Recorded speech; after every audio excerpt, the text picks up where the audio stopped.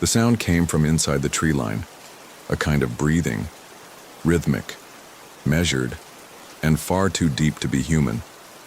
I had been tracking elk through the Cascade Range for 3 days when I first heard it.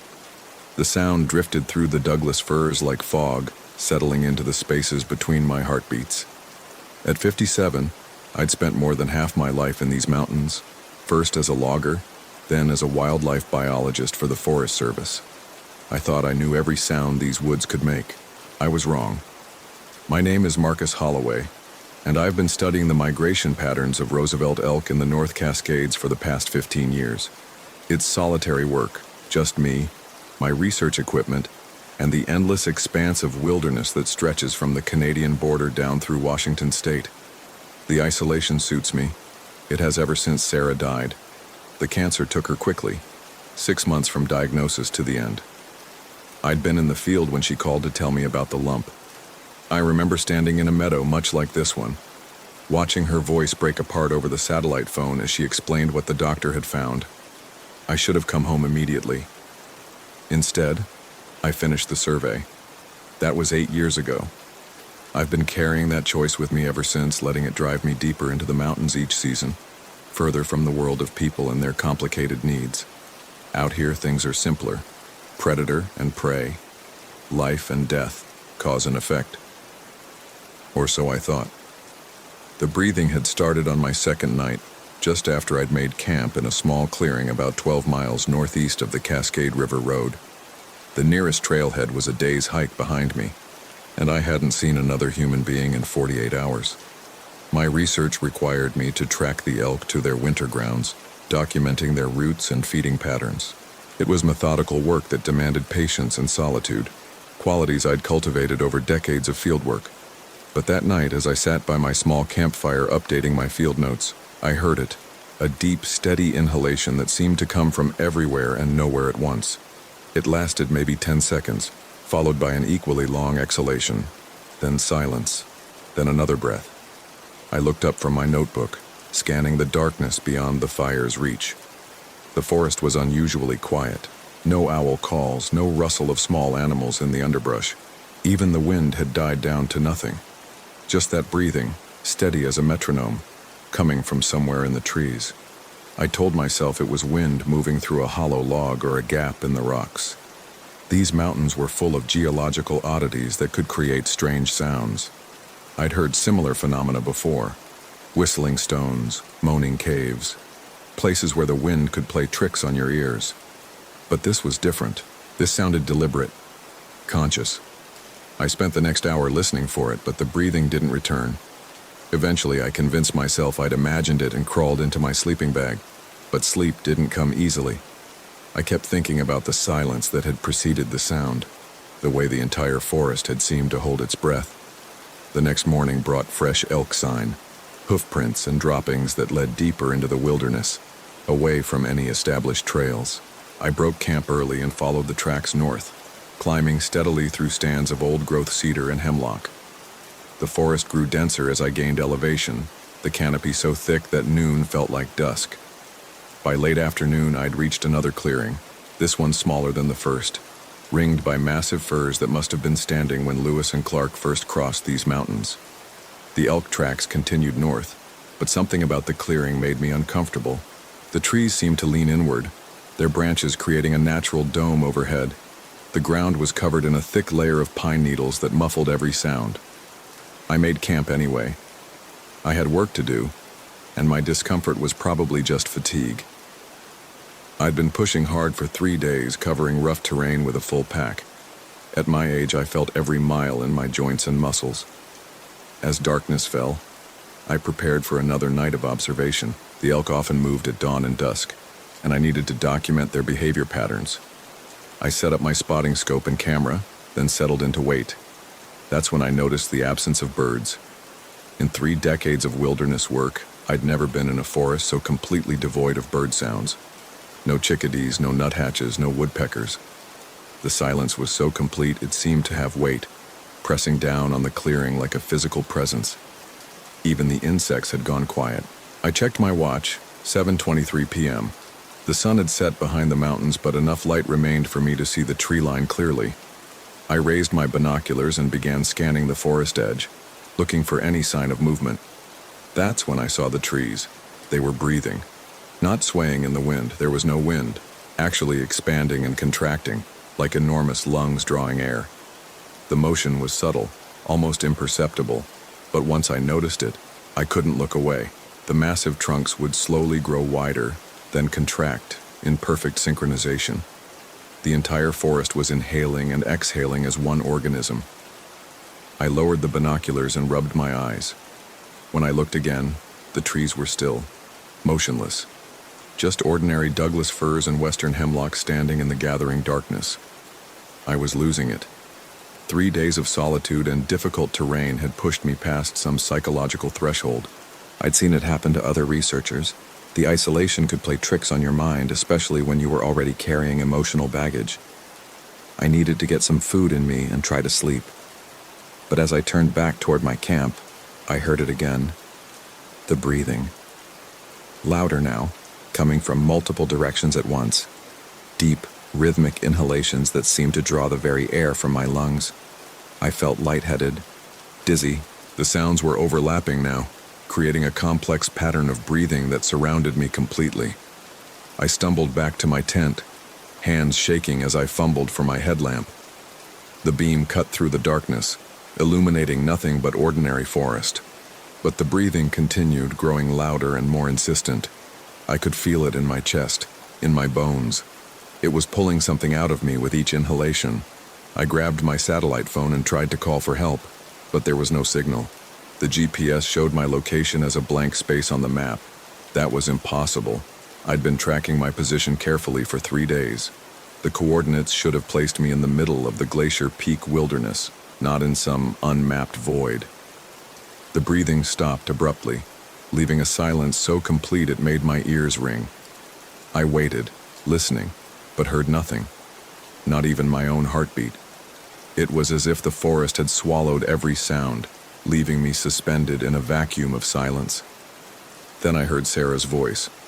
"Marcus, are you there?" The words came from somewhere beyond the tree line, soft and questioning.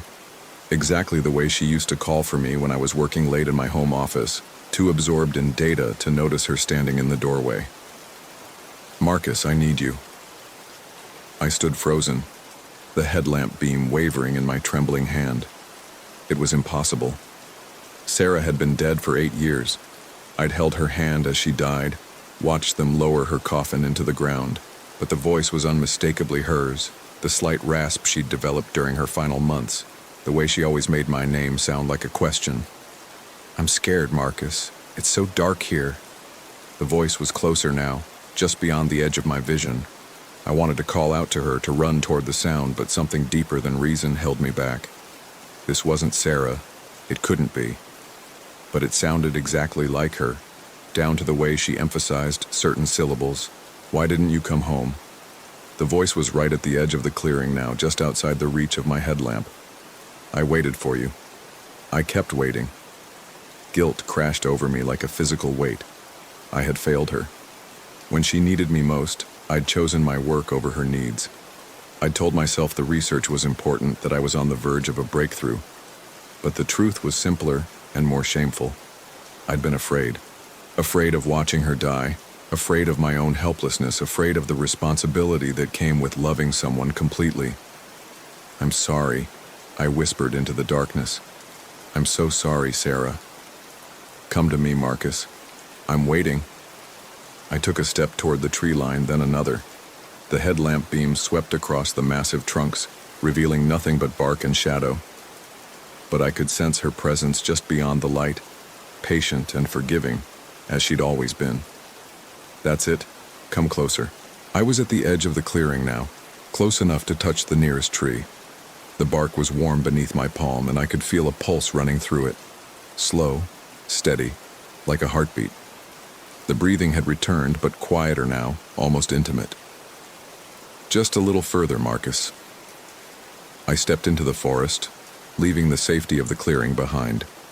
The headlamp beam created a small circle of visibility around me, but beyond that circle, the darkness was absolute.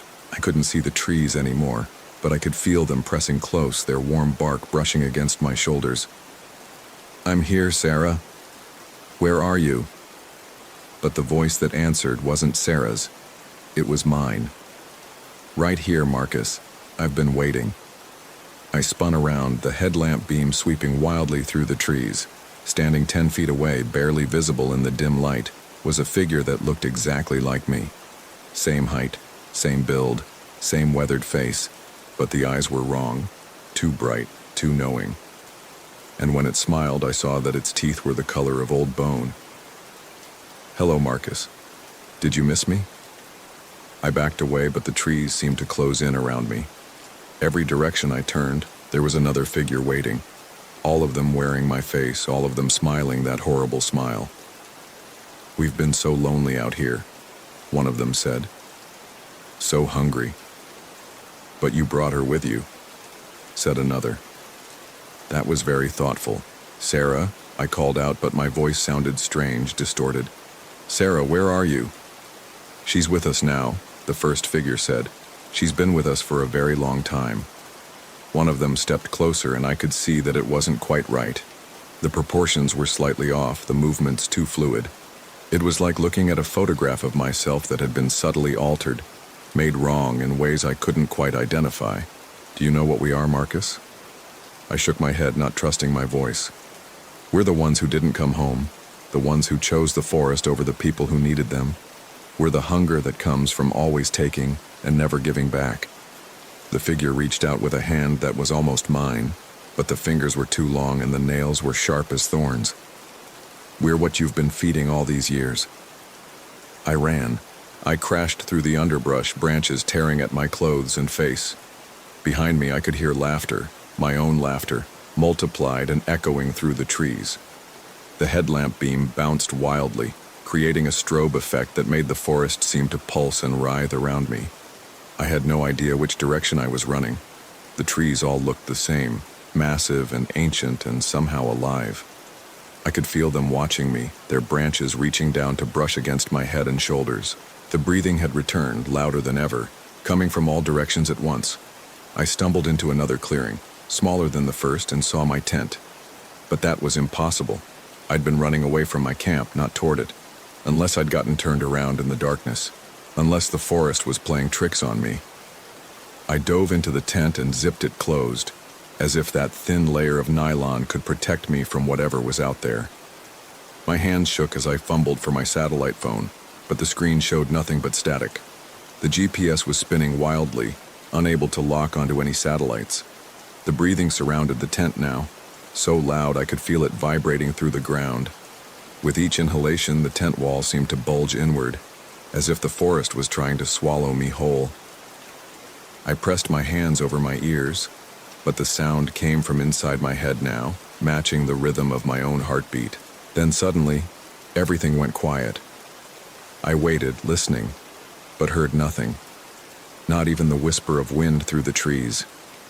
It was as if the entire forest had simply stopped existing, leaving me alone in a bubble of silence.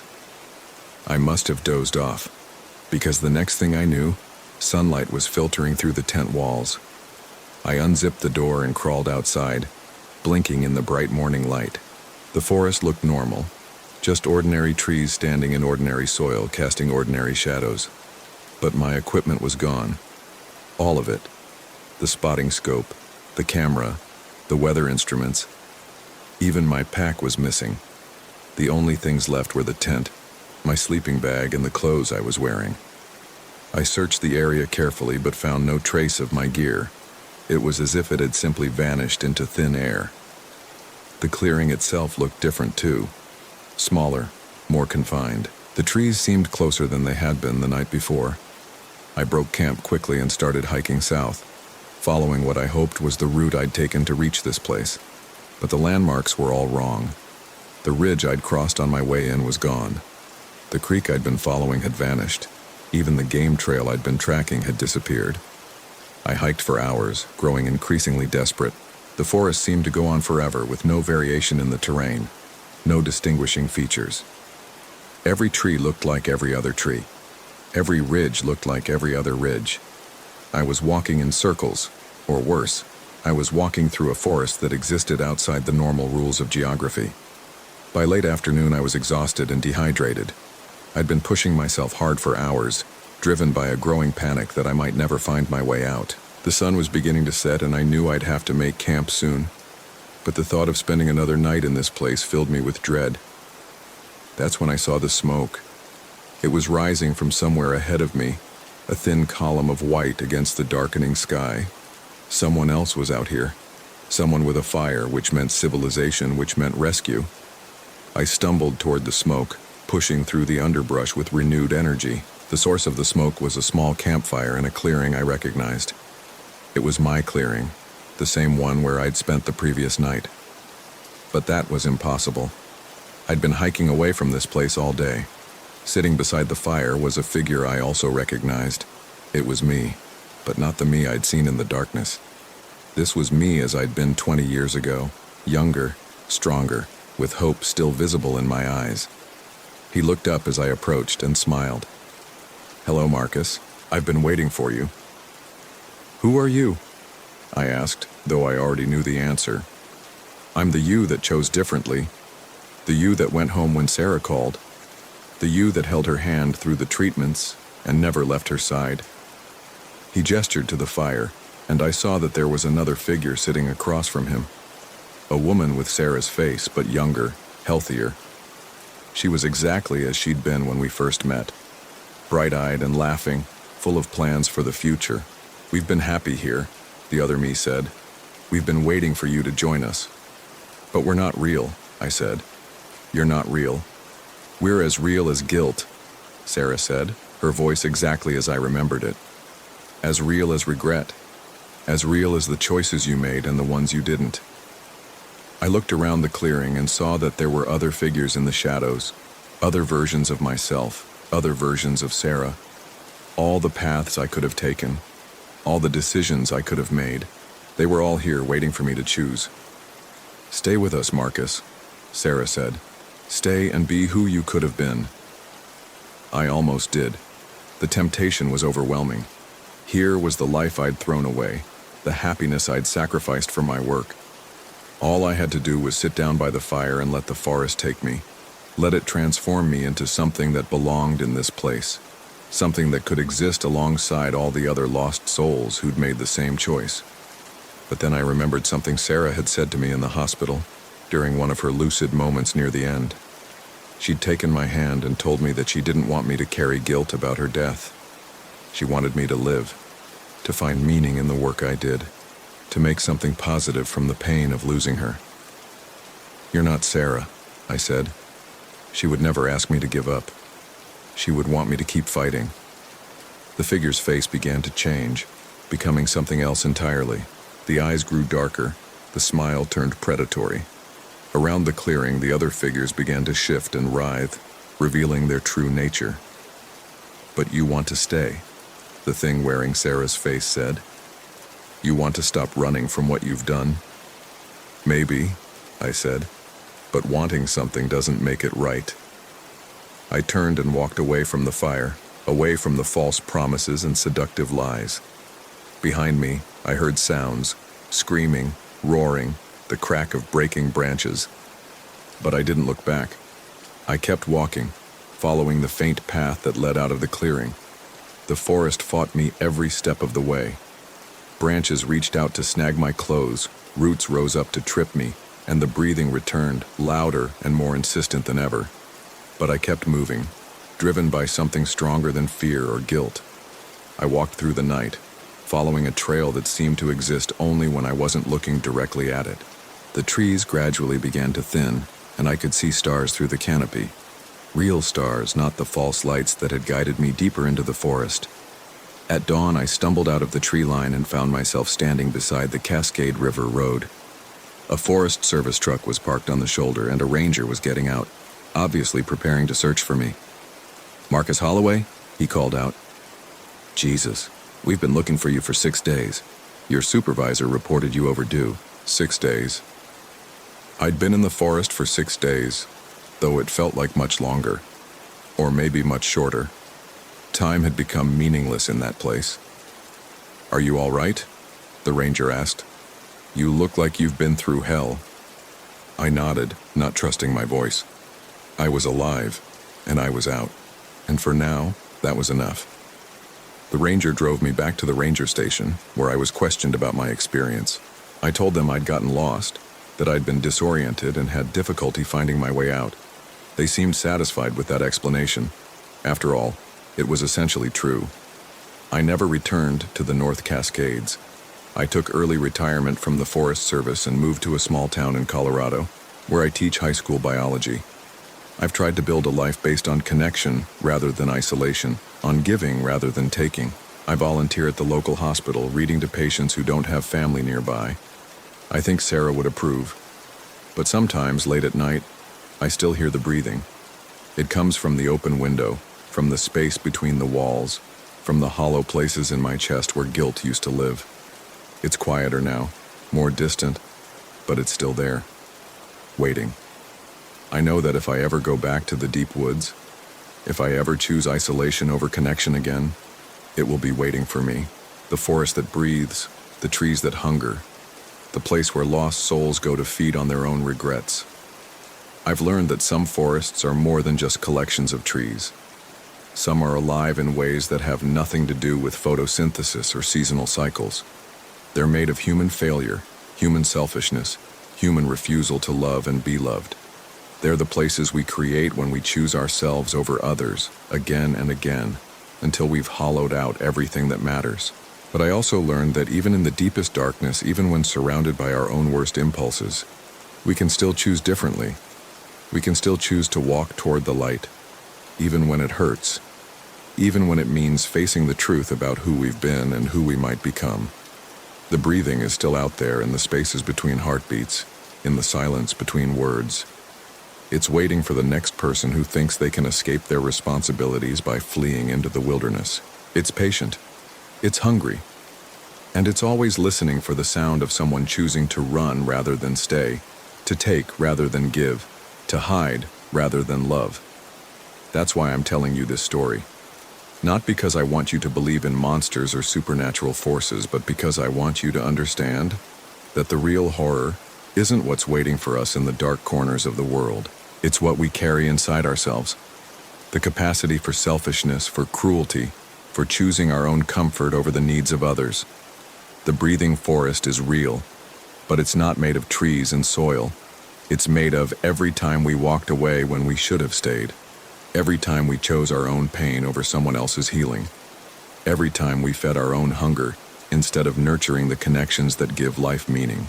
And it's waiting for all of us in one form or another, in the choices we make every day. The only way to escape it is to choose differently, to love more than we fear, to give more than we take, to stay when every instinct tells us to run.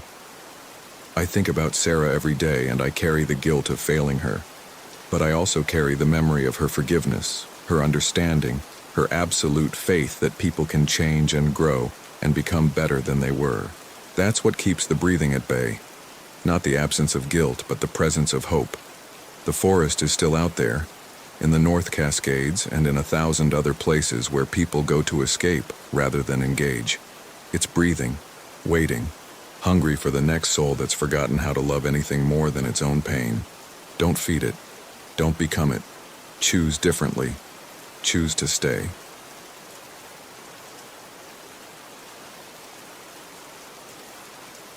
I hadn't been back to the Mojave in over a decade, but when they found bones near the old mining road, they called me, the only one who still remembered what happened in 1987. My name is Elena Vasquez, and I'm 63 years old.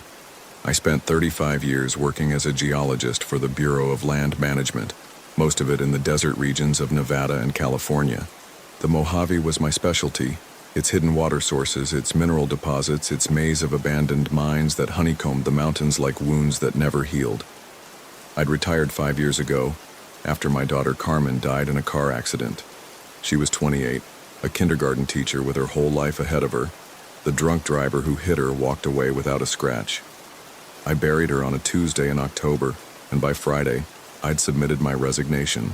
Some losses are too big to work around. But the call from Special Agent Patricia Reeves had dragged me back.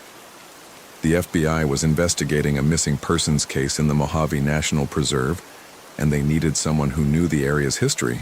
Specifically, they needed someone who remembered the Whitmore expedition. Dr. Vasquez, Agent Reeves had said over the phone, I understand you were part of the search team that looked for the Whitmore Research Group in 1987. I'd been 24 then, fresh out of graduate school and eager to prove myself. The Whitmore expedition had been a joint venture between 3 universities, studying the geological formation of the Mojave's salt flats. 7 researchers had gone in. None had come out. We found some remains, Agent Reeves continued, and some unusual artifacts. The locals are saying it's connected to the old disappearances. I'd told her I was retired, that I didn't do field work anymore. But she'd mentioned the location, Crystal Valley, about 40 miles northeast of Barstow, the same area where we'd lost the Whitmore team. Please, Dr. Vasquez, you're the only one left who was there. That was true. The other members of the 1987 search team were all dead now. Cancer, heart attacks, 1 suicide. I was the sole survivor of something that had haunted me for 36 years, which was why I found myself driving through the desert at dawn, my old Toyota pickup loaded with water and survival gear. The FBI had offered to send a helicopter, but I'd refused. The desert demanded you approach it slowly, with respect. It didn't tolerate shortcuts. The landscape hadn't changed much since my last visit. The same Joshua trees stood sentinel against the horizon, their twisted arms reaching toward a sky that promised no mercy. The same red rocks thrust up from the earth like broken bones. The same silence pressed down on everything, broken only by the whisper of wind through creosote bushes. But as I drove deeper into the preserve, I began to notice subtle differences. The Joshua trees seemed smaller, more stunted. The animal tracks I'd learned to read like a language were absent from the dust. Even the insects seemed to have abandoned this place. I reached the turnoff to Crystal Valley just before noon. The road was barely visible now, just 2 parallel ruts in the hardpan that led toward the mountains. I shifted into 4-wheel drive and followed the ancient track, my truck bouncing and lurching over rocks that had been polished smooth by millennia of wind. Crystal Valley opened before me like a wound in the earth. It was a natural amphitheater, surrounded by towering red cliffs that trapped the heat and held it like a furnace. In the center of the valley lay the salt flats, a perfect circle of white crystal that stretched for nearly a mile in diameter. From the air, it looked like a giant eye staring up at the sky. I parked at the edge of the flats and climbed out of the truck. The heat hit me like a physical blow, even though it was still early in the day. By summer, this place would be uninhabitable. Even now, in late spring, the temperature had to be over 90 degrees. I could see the FBI vehicles parked about half a mile away, near the center of the salt circle. Black SUVs that looked absurdly out of place in this ancient landscape. I grabbed my water bottle and field pack and started walking toward them. The salt crunched under my boots like broken glass. Each step sent up a small puff of crystalline dust that glittered in the harsh sunlight. I'd been on these flats before. During the original search for the Whitmore team, they were a geological anomaly, a prehistoric lakebed that had evaporated millions of years ago, leaving behind a perfect circle of mineral deposits. But as I walked, I noticed something that made my skin crawl. The salt wasn't random. It was arranged in patterns, spirals and geometric shapes that seemed to shift and change as I moved. I knelt down and examined the ground more closely. The crystals had been deliberately arranged. Someone had taken the time to create intricate designs in the salt, patterns that stretched for hundreds of yards in every direction. They were beautiful and alien, like messages written in a language I couldn't understand. Dr. Vasquez? I looked up to see Agent Reeves approaching. She was a tall woman in her 40s with prematurely gray hair and the kind of deep tan that came from spending too much time in the sun. She wore khaki cargo pants and a long-sleeved shirt despite the heat. "Thank you for coming," she said, extending her hand. "I know this wasn't easy." I shook her hand and nodded toward the salt patterns. "When did you first notice these?" 3 days ago. Our team has been documenting them, but we haven't been able to determine how they were made. The local park rangers say they've never seen anything like it." She led me toward the center of the circle, where a small cluster of FBI personnel were working around what looked like an archaeological dig site. As we got closer, I could see that they'd uncovered something buried in the salt, fragments of bone and metal, arranged in a rough circle. "We've found remains from at least 4 individuals," Agent Reeves said. "The forensics team is still working on identification, but the clothing fragments suggest they've been here for several decades." I knelt down beside the excavation site, my heart pounding. The bones were bleached white by the sun and salt, but I could see enough to know they were human, adult humans, from the size of the remains. "Have you found any artifacts?" I asked. "Equipment, personal items?" "Some, but that's not the strangest part." She led me to a folding table where several evidence bags were laid out. Inside were items that made my blood run cold. A digital camera that should have been impossible in 1987, a GPS unit decades ahead of its time, and a journal bound in leather that looked ancient but contained entries dated just last month. "The technology doesn't match the timeline," Agent Reeves said. "According to the forensics team, these bones have been here for at least 20 years. But this equipment..."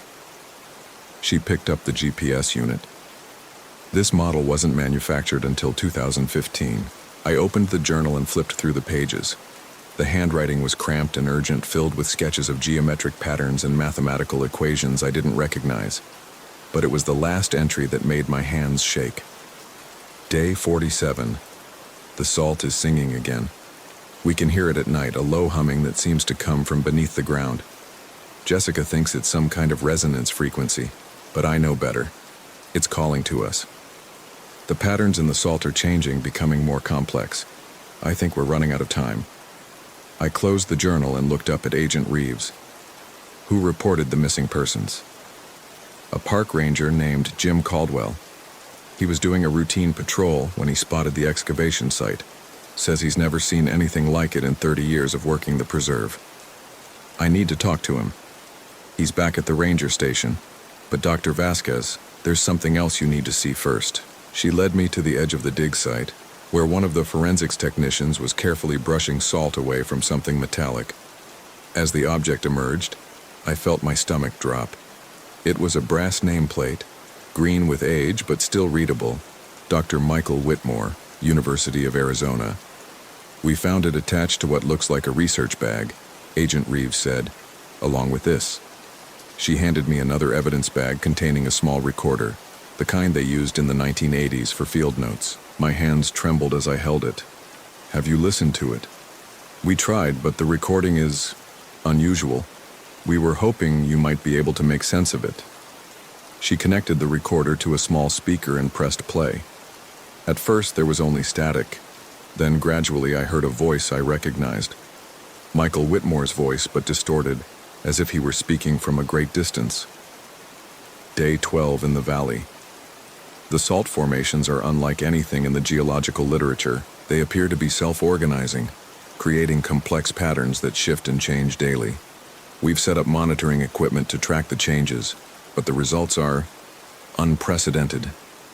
There was a pause, filled with a low humming sound that seemed to come from the earth itself. "Jessica has been having dreams. She says the salt is trying to tell us something. I've been dismissing it as stress, but I'm starting to think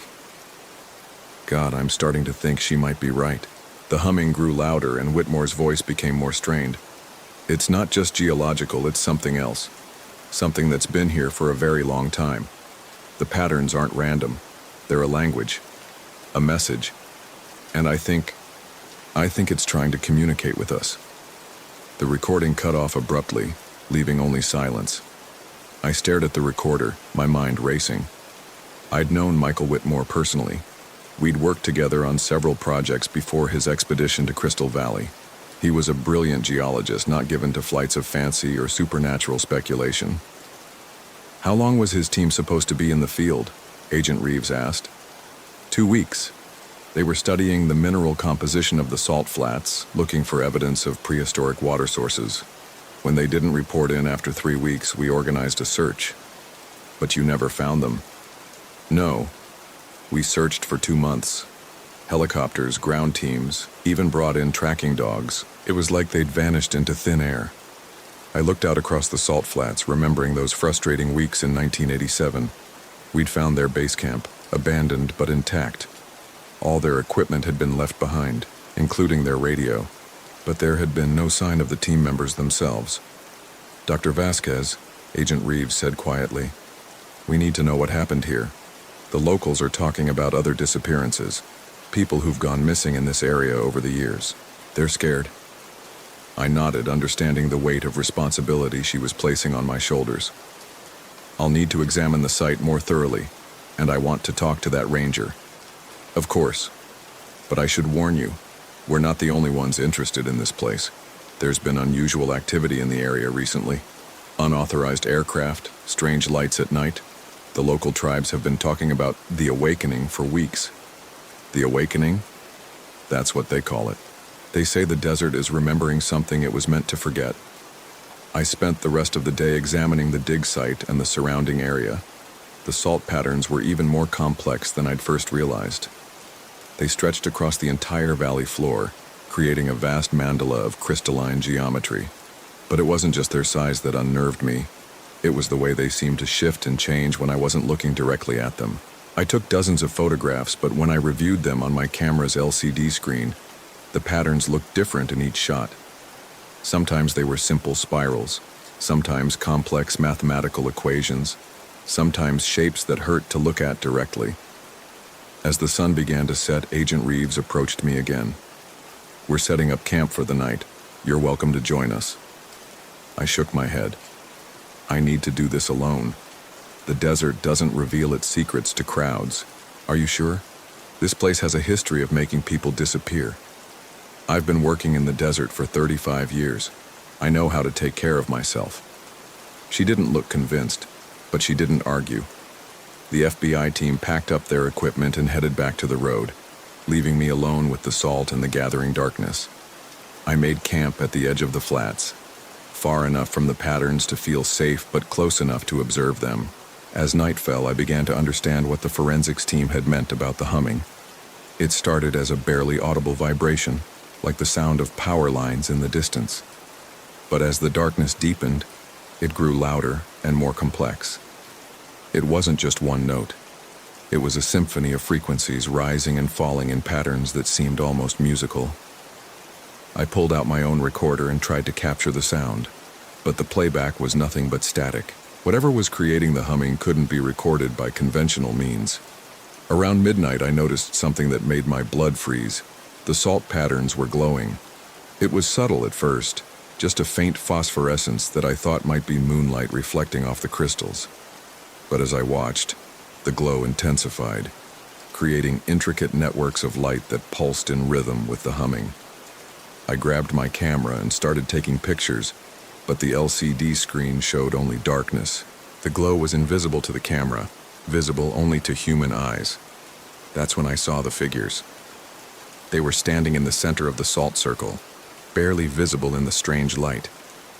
At first, I thought they were mirages, heat distortions created by the temperature difference between the ground and the air. But as I watched, they became clearer. 7 figures, standing in a circle around the dig site. They were wearing the kind of field clothes that researchers had worn in the 1980s.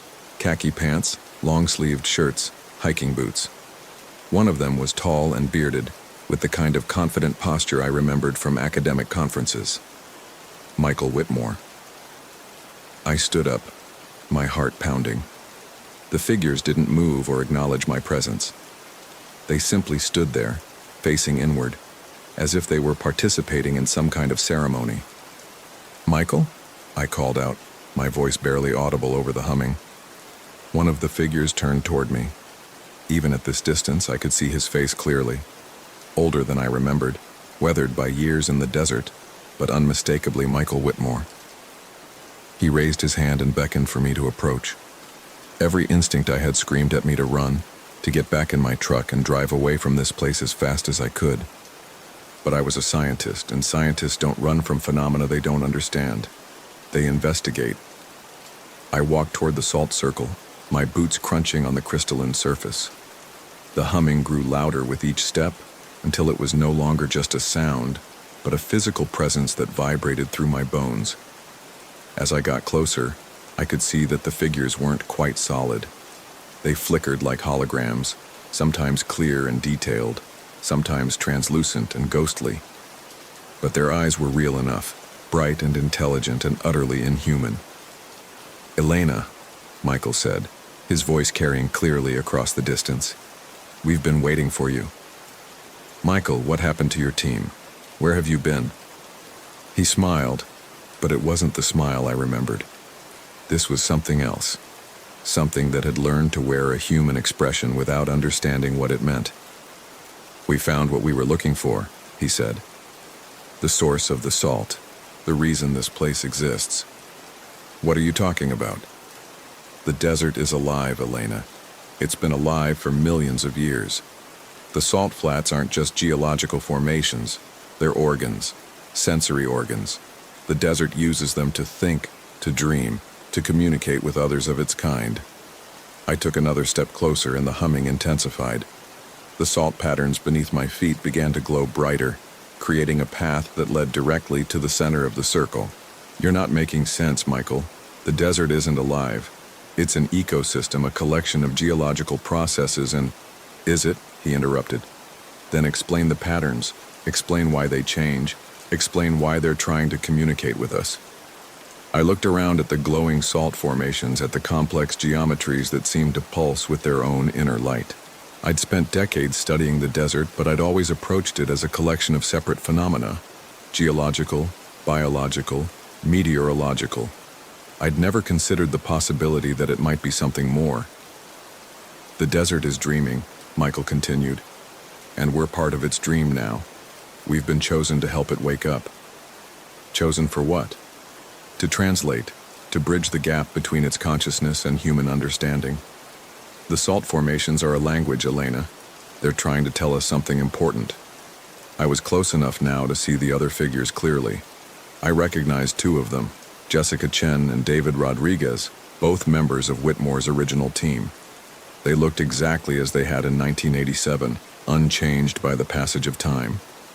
"Michael, this isn't real. You've been missing for 36 years. Your team is dead. We found your remains." "Did you?" He gestured toward the dig site.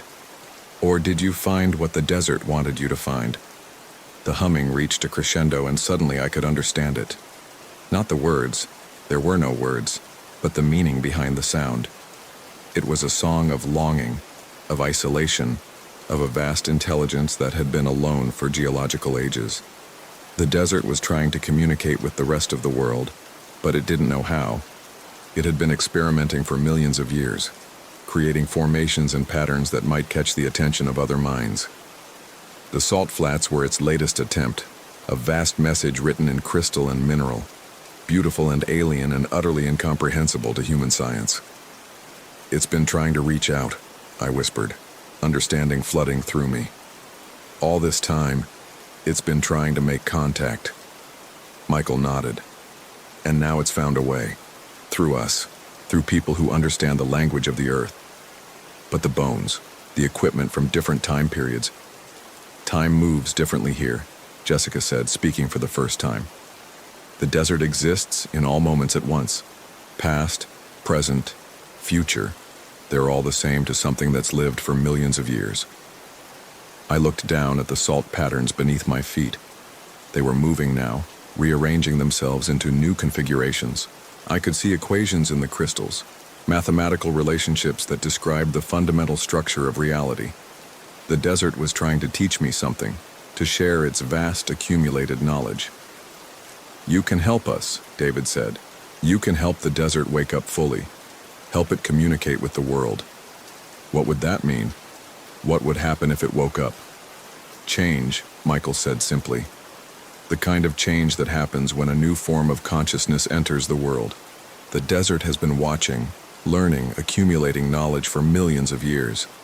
Imagine what it could teach us about time, about space, about the nature of existence itself."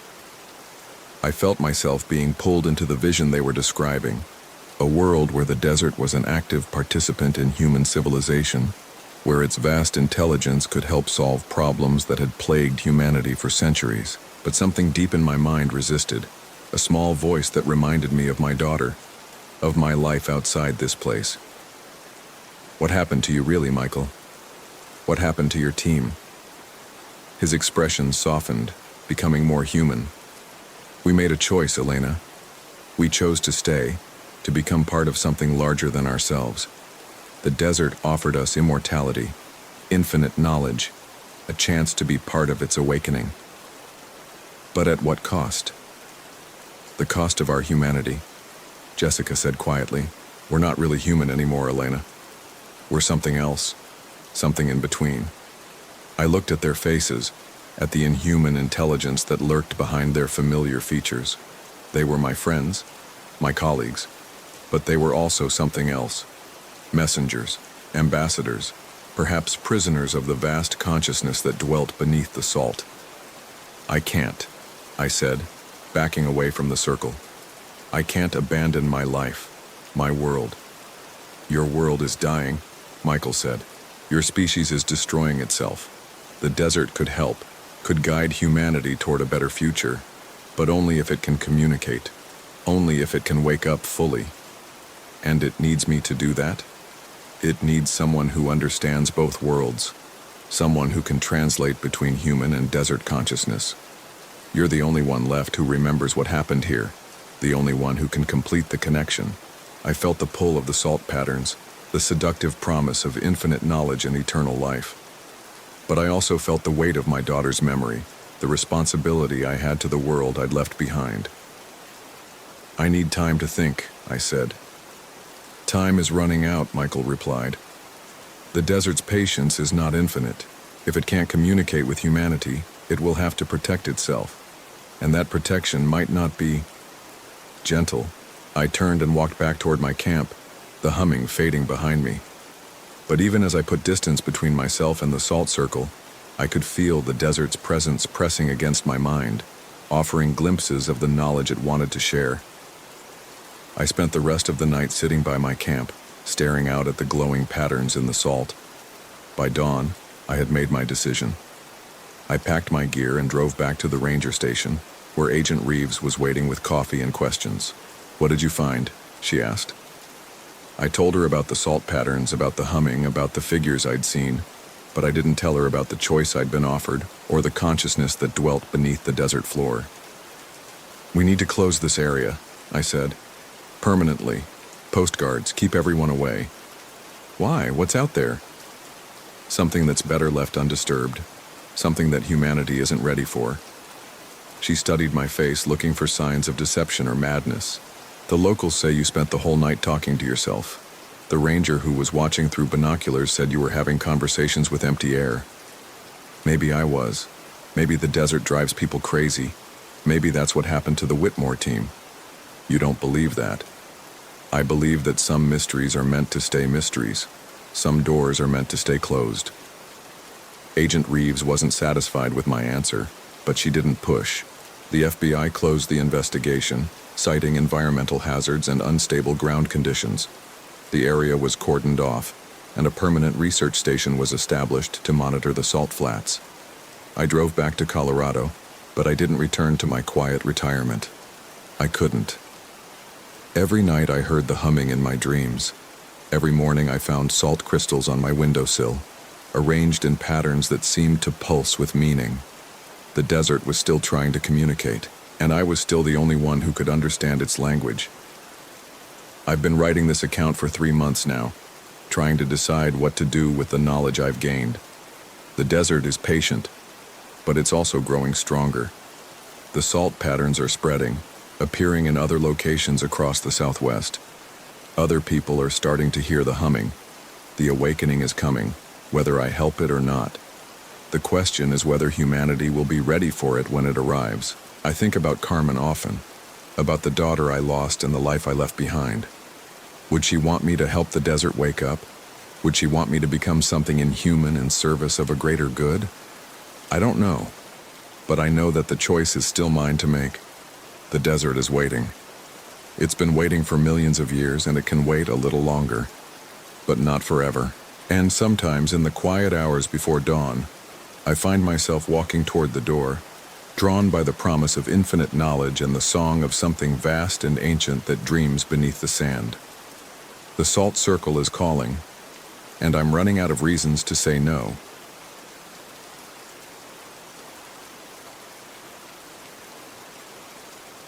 They warned us not to go near Devil's Lake after sunset, but warnings don't mean much when you're the one giving them. I'm Thomas Blackwood, and at 49 years old, I've been a wildlife officer in the Louisiana Bayou for 23 years. The Atchafalaya Basin has been my territory since I was fresh out of the academy, a young man who thought he understood the difference between civilization and wilderness. I've tracked poachers through cypress swamps that haven't seen sunlight in decades, pulled drowning victims from black water that reflects nothing but death, and investigated more missing persons cases than I care to count. But nothing in my experience prepared me for what I found in the deep swamp during the winter of 2018. It started with the fish kills, thousands of bass and catfish floating belly up in the bayous around Devil's Lake, their eyes clouded white and their mouths open as if they'd died screaming. The Department of Wildlife and Fisheries sent me to investigate, suspecting illegal dumping or industrial runoff. It was routine work, the kind of environmental crime that happened too often in Louisiana's wetlands. Devil's Lake sits in the heart of the Atchafalaya, about 30 miles west of Baton Rouge. It's not really a lake at all, but a series of interconnected bayous and cypress sloughs that form a watery maze stretching for miles in every direction. The locals avoid it, claiming it's cursed. They say strange things happen there. Boats found floating empty, fishermen who go in and come out changed, speaking in voices that aren't their own. I'd always dismissed such talk as bayou superstition, the kind of folklore that grows up around any wild place where people have died. But as I loaded my airboat that gray December morning, I found myself thinking about those stories, about the Acadian trappers who vanished in the 1800s, about the oil workers who disappeared in the 1960s, about the biology students who were found wandering the highway 3 days after their boat capsized, speaking French they'd never learned. The fish kill was worse than the reports had indicated. Dead bass carpeted the water for miles, their silver bellies catching what little light filtered through the cypress canopy. The smell was overwhelming, not just the sweet stench of decay, but something else underneath it. Something wrong. I collected water samples and photographed the scene following standard protocol, but as I worked, I became aware of an unusual silence. The swamp is never truly quiet. There are always insects humming, birds calling, the splash of gators sliding into the water. But here, the only sound was the gentle lapping of waves against my boat. That's when I noticed the trees. The cypress trees around Devil's Lake were ancient, some of them easily 300 years old. Their massive trunks rose from the dark water like the pillars of a drowned cathedral, their Spanish moss hanging down like tattered curtains. But something was wrong with them. The bark was pale, almost white, and when I looked closer, I could see that it wasn't bark at all. It was skin. Human skin, stretched over the wood like a grotesque covering.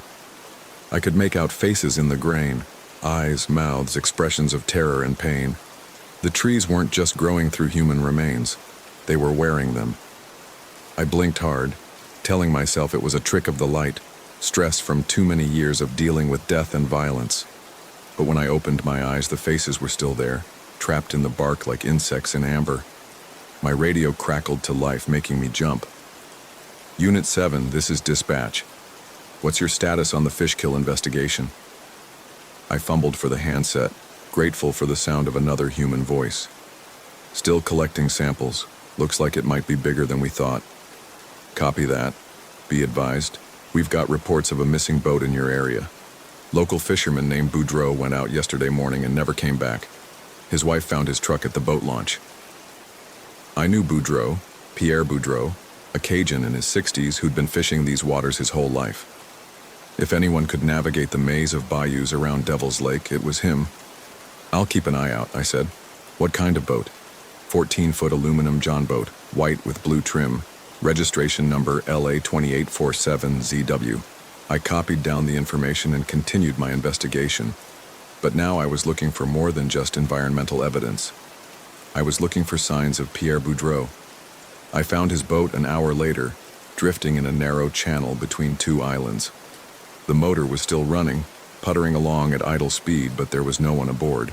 Pierre's tackle box was open on the seat, his rod and reel hanging over the side, as if he'd been in the middle of fishing when something happened.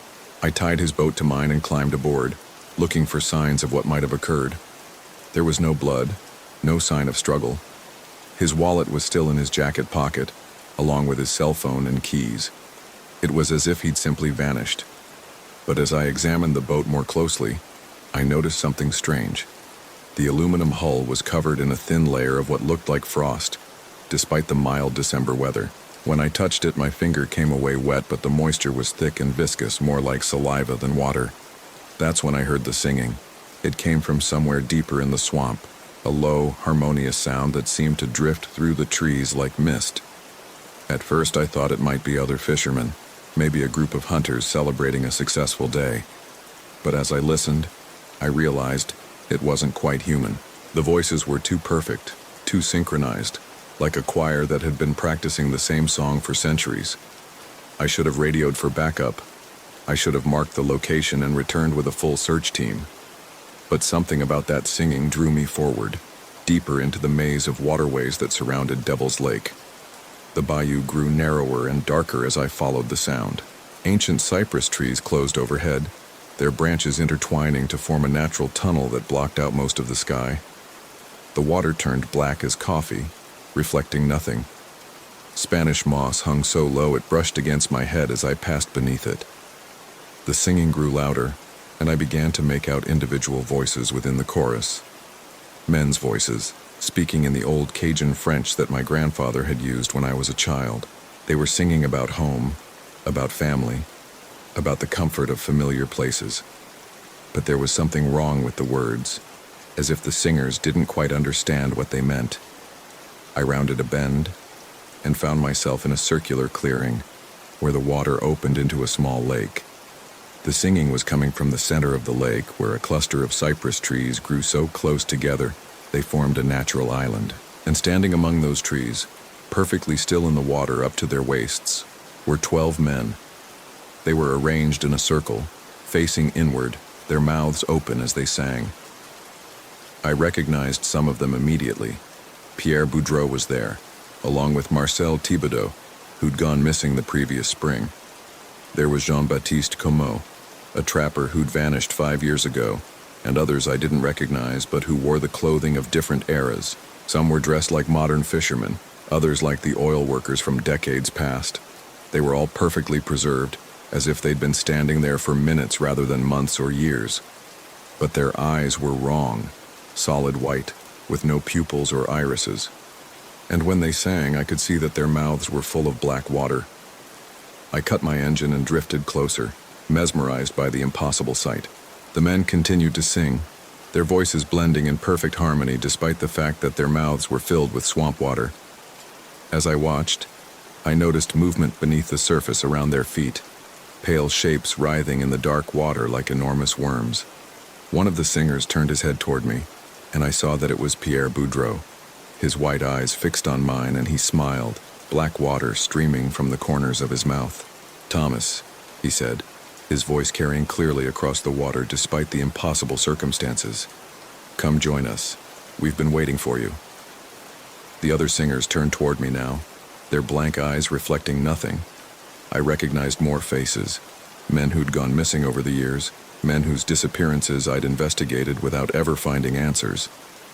"The water is warm," said Marcel Thibodeau, who'd been dead for 8 months. "The water sings to us. It tells us stories about the old days, about when the swamp was young." I tried to start my engine, but it wouldn't turn over. The battery was dead, though it had been working fine moments before. I grabbed my radio, but it produced only static. "Don't be afraid," Pierre said, wading toward my boat. "We're not dead, Thomas. We're something better, something the swamp has been waiting for." "What happened to you?" I managed to ask, my voice barely above a whisper. "We found what we were looking for," said Jean-Baptiste, who'd been missing for 5 years. "We found the heart of the swamp, the old consciousness that's been sleeping in the deep water since before the first humans came to this land." As Pierre got closer, I could see that he wasn't quite solid. His body seemed to shift and flow like the water around him. as if he were made of the same dark substance that filled this place. "It's been lonely," he continued. "For so long it's been alone down there in the deep places. But now it's waking up and it needs voices to sing its dreams back into the world." "You're dead," I said, backing away from him as far as the small boat would allow. "All of you. You drowned." "Did we?" Marcel laughed, and the sound was like water bubbling up from a great depth. "Or did we learn to breathe in a different way?"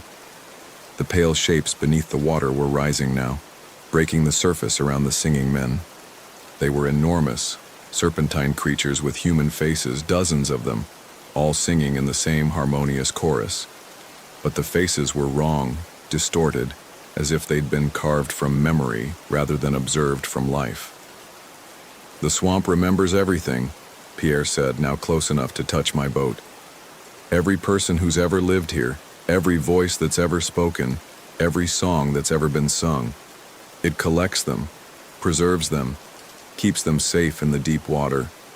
I could see the truth of it now. These weren't the men who'd gone missing. They were echoes, memories given form by something ancient and hungry that dwelt in the deepest parts of the swamp. The real Pierre Boudreau, the real Marcel Thibodeau, were gone. These were just the shapes their deaths had left behind, animated by something that didn't understand human life but desperately wanted to imitate it. "What do you want?" I asked.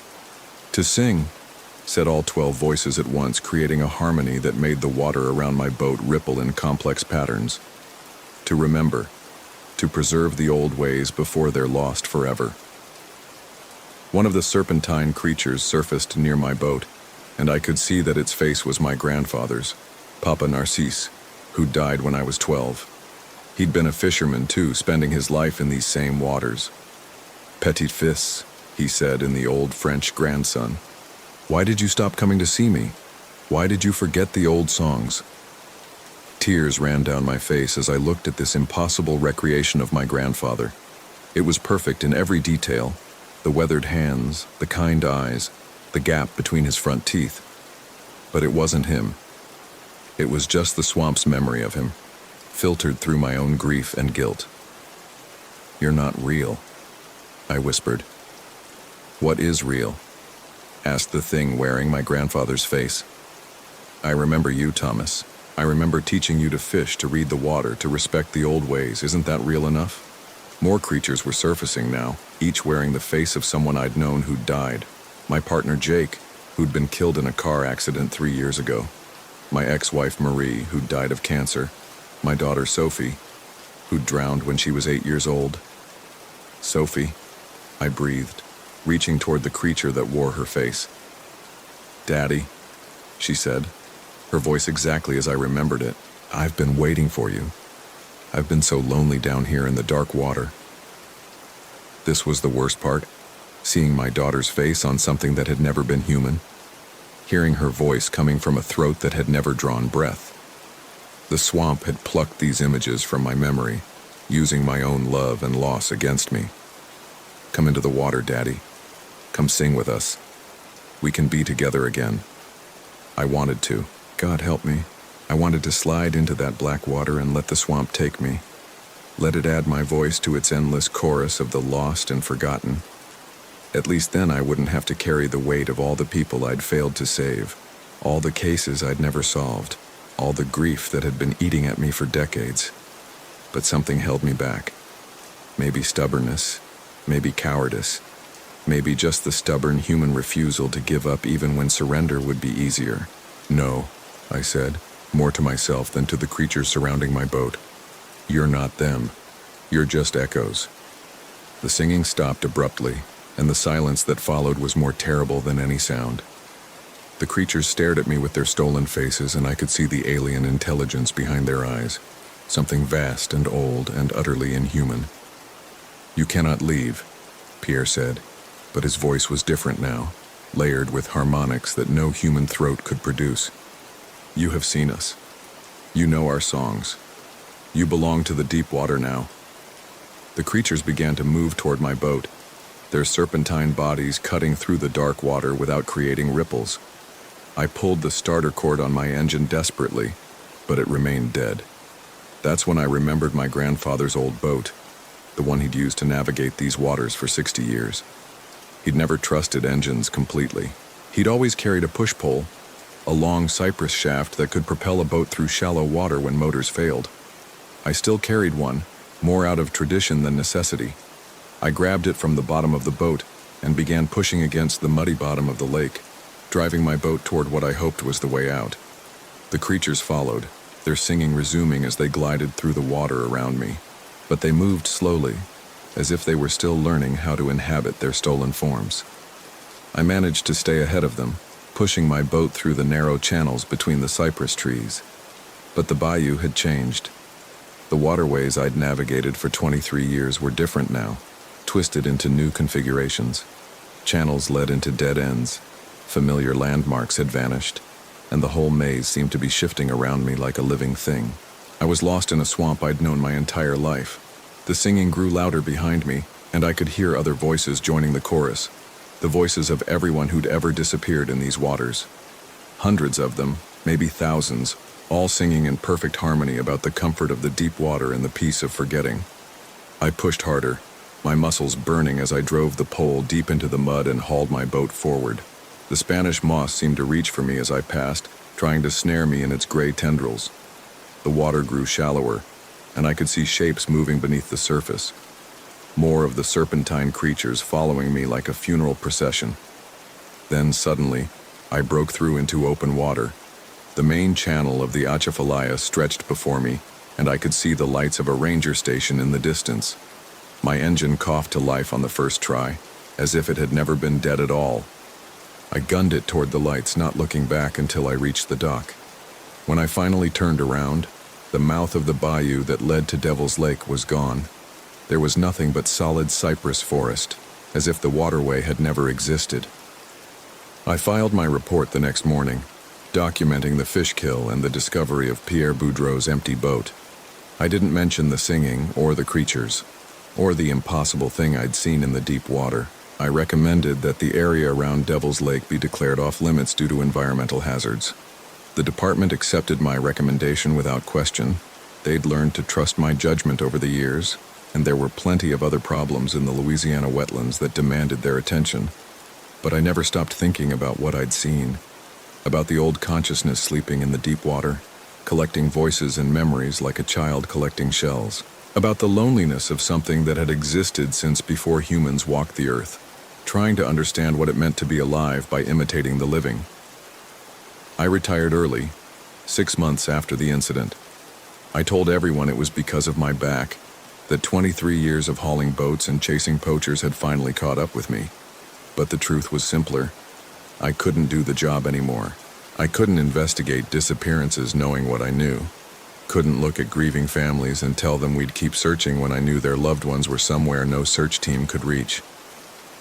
I moved to New Orleans, as far from the swamp as I could get while still staying in Louisiana. I got a job teaching criminal justice at a community college, trying to pass on what knowledge I could to the next generation of law enforcement officers. But the dreams never stopped. Every night I heard the singing. Every night I saw my daughter's face in the dark water, heard her voice calling for me to join her in the deep places where the old consciousness kept its collection of human echoes. And sometimes, on quiet nights when the wind was right, I could swear I heard answering songs from other places, from the Pearl River in Mississippi, from the Sabine in Texas, from a dozen other waterways where the old things slept and dreamed of voices they could never truly understand. The swamp was spreading its influence, or maybe I was just finally hearing what had always been there. Maybe every wild place had its own version of the consciousness I'd encountered, its own collection of the lost and forgotten. 6 months ago, I got a call from my replacement in the Wildlife and Fisheries Department. A young woman named Sarah Como, fresh out of the academy and eager to make a difference. "We've got another fish kill," she said, "out near Devil's Lake. The locals are saying it's the same area you investigated back in 2018. I told her to stay away from that place, to file a report recommending permanent closure of the area. But I could hear in her voice the same stubborn curiosity that had driven me into those dark waters, the same need to find answers that had nearly cost me everything. "There are some places that are better left alone," I told her. "Some investigations that shouldn't be pursued. With respect, sir, that's not how I was trained.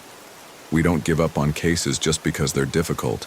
I recognized the idealism in her voice, the belief that truth and justice could solve any problem. I'd been the same way once before I learned that some truths are too dangerous to pursue. After I hung up, I sat in my apartment listening to the sounds of the city, traffic, sirens, the distant music from the French Quarter. But underneath it all, I could hear the singing. Faint but persistent, calling to me from the deep water where my daughter waited with her stolen face and borrowed voice. Sarah Como went missing 3 weeks later. They found her boat drifting empty in a bayou near Devil's Lake, her equipment scattered, and her radio dead. The search teams looked for 2 weeks before giving up, just as we'd given up on all the others. But I know where she is. She's with the other voices now, part of the ancient chorus that sings in the deep places of the swamp. She's learning the old songs, the ones that were old when the first humans arrived in Louisiana, the ones that will still be sung long after the last human has forgotten how to speak. And someday, when I'm old and tired and ready to stop running from the truth I've carried for 6 years, I'll go back to those dark waters. I'll find the hidden mouth of the bayou that leads to Devil's Lake, and I'll let the current carry me to where the singers wait. I'll add my voice to their eternal chorus, and maybe then I'll finally understand what they've been trying to tell me all along. Maybe then I'll see my daughter's real face instead of the echo the swamp has borrowed from my memory. The hollow men are still singing in the deep water, and eventually they sing us all home.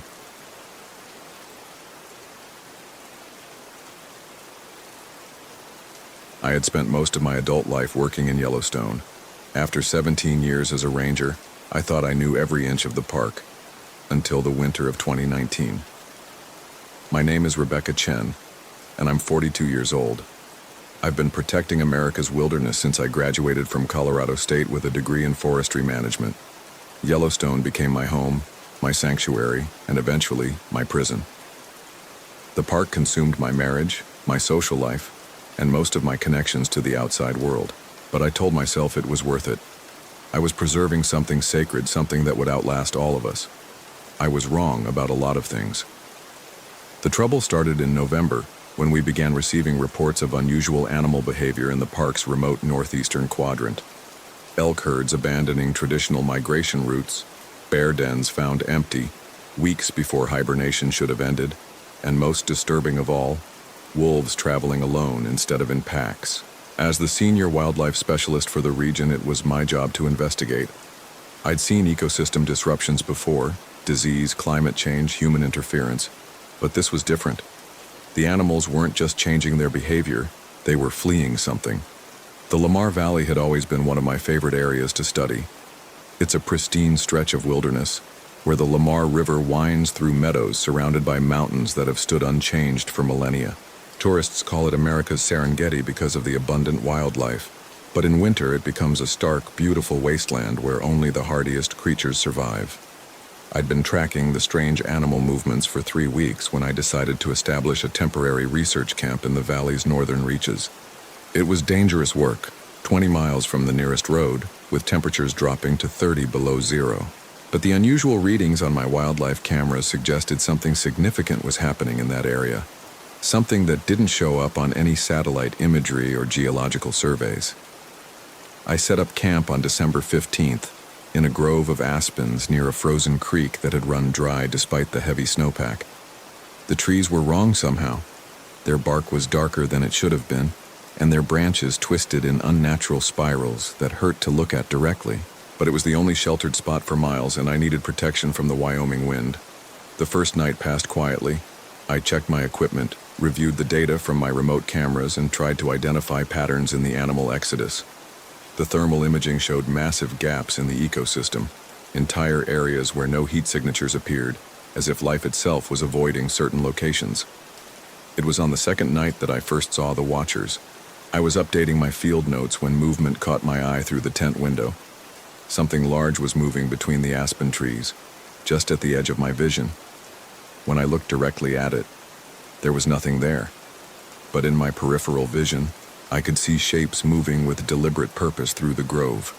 I grabbed my flashlight and stepped outside, my breath forming clouds in the bitter air. The beam cut through the darkness, illuminating nothing but snow-covered trees and the harsh geometry of shadow and light. But I could feel eyes on me, dozens of them, watching from every direction. "Hello?" I called out, feeling foolish. "Is someone there?" My voice echoed off the mountains and died, leaving a silence so complete it seemed unnatural. No wind through the branches, no settling of snow, no distant animal sounds, just the steady rhythm of my own breathing and the frantic beating of my heart. I waited for 10 minutes, scanning the trees with my light, but saw nothing unusual. Eventually, I convinced myself it had been a trick of moonlight and shadow, the kind of optical illusion that isolation could create in an overtired mind. But as I turned to go back into my tent, I caught a glimpse of something that made my blood freeze. Carved into the bark of the largest aspen was a face, not carved exactly, grown. The bark had formed itself into the recognizable features of a human face, complete with eyes, nose, and mouth. The expression was one of pure terror, as if the person had been screaming when the tree consumed them. I approached the tree slowly, my flashlight beam trembling in my shaking hands. The face was incredibly detailed, showing every line and wrinkle of someone who had once been alive, but the eyes were the worst part. They seemed to track my movement, following me as I circled the tree. There were more faces, dozens of them, covering every tree in the grove. Men, women, children, all wearing expressions of absolute horror. Some looked recent, their features sharp and clear. Others were older, weathered by years of wind and snow until they were barely recognizable as human. And they were all watching me. I stumbled backward, nearly falling in the deep snow. This was impossible. Trees didn't grow faces. People didn't become part of the bark. There had to be a rational explanation. Elaborate carvings, some kind of art installation, anything but what my eyes were telling me. But as I watched, one of the faces moved. Its mouth opened in a silent scream, and I could see the agony in its eyes as it tried to speak. Other faces began to stir, their features shifting and contorting as if they were trying to break free from the wood that held them. I ran. I sprinted through the snow back to my tent, zipped it closed, and huddled in my sleeping bag with my radio. But when I tried to call for help, I got only static. The GPS showed my location as a blank space, coordinates that didn't exist on any map. I spent the rest of the night lying awake, listening to sounds that couldn't be real. Whispers coming from the trees, soft voices speaking in languages I didn't recognize. Sometimes I thought I heard my name being called by voices I almost recognized. My ex-husband David, my sister Kate, my college roommate Michelle, who died in a climbing accident 5 years ago.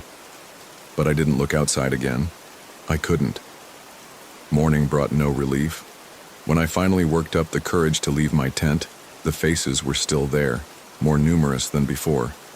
They covered every tree I could see, a gallery of the damned stretching as far as the eye could see, and they were all looking at me with desperate, pleading eyes. I had to get out of there. I packed my gear with shaking hands, trying not to look directly at the faces as I worked. But I could feel them watching, tracking my every movement. Some of them were trying to speak, their wooden mouths forming words I couldn't hear.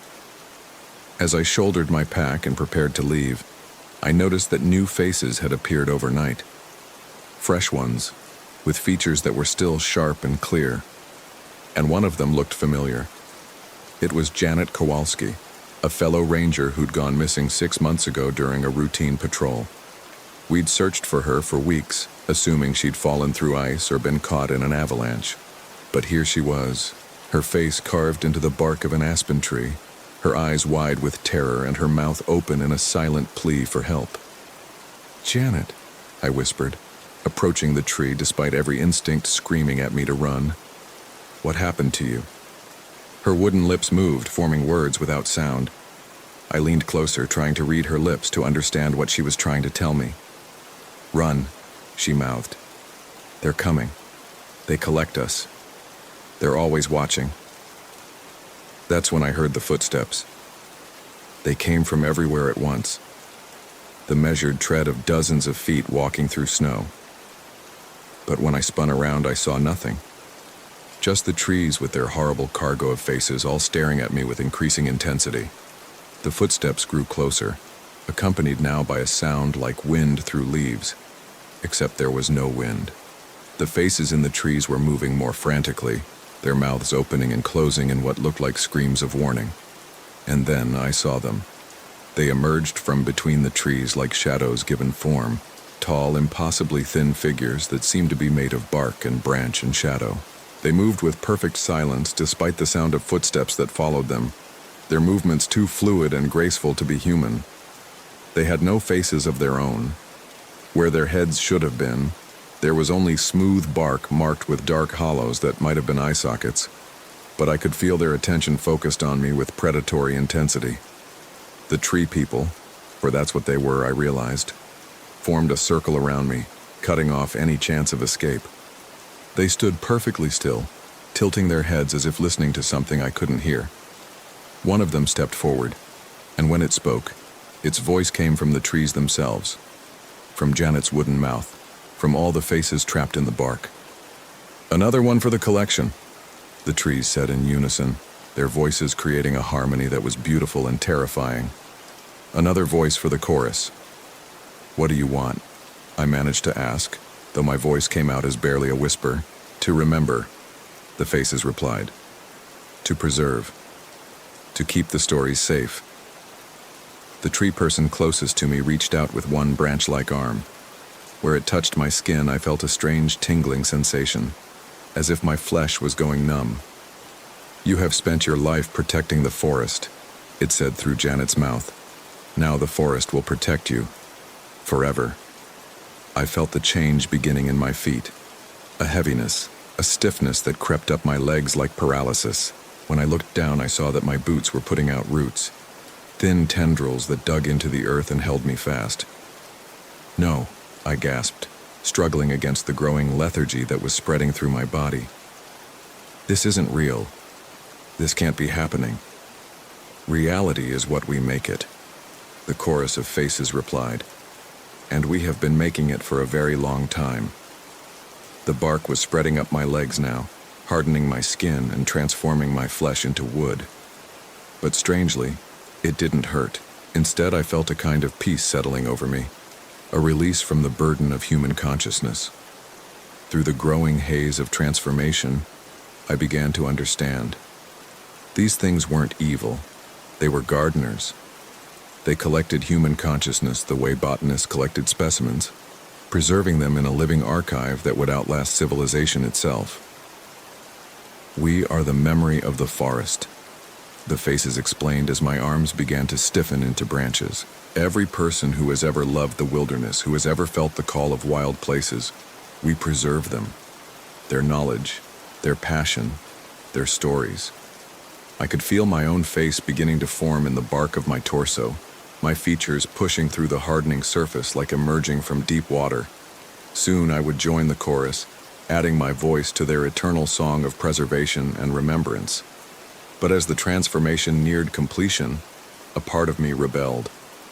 I was Rebecca Chen, ranger and protector of Yellowstone. I had spent 17 years safeguarding the wilderness, but I had also spent 17 years believing in human agency, in the power of individuals to make choices and change their circumstances. With the last of my human strength, I pulled one arm free from the bark that was claiming it.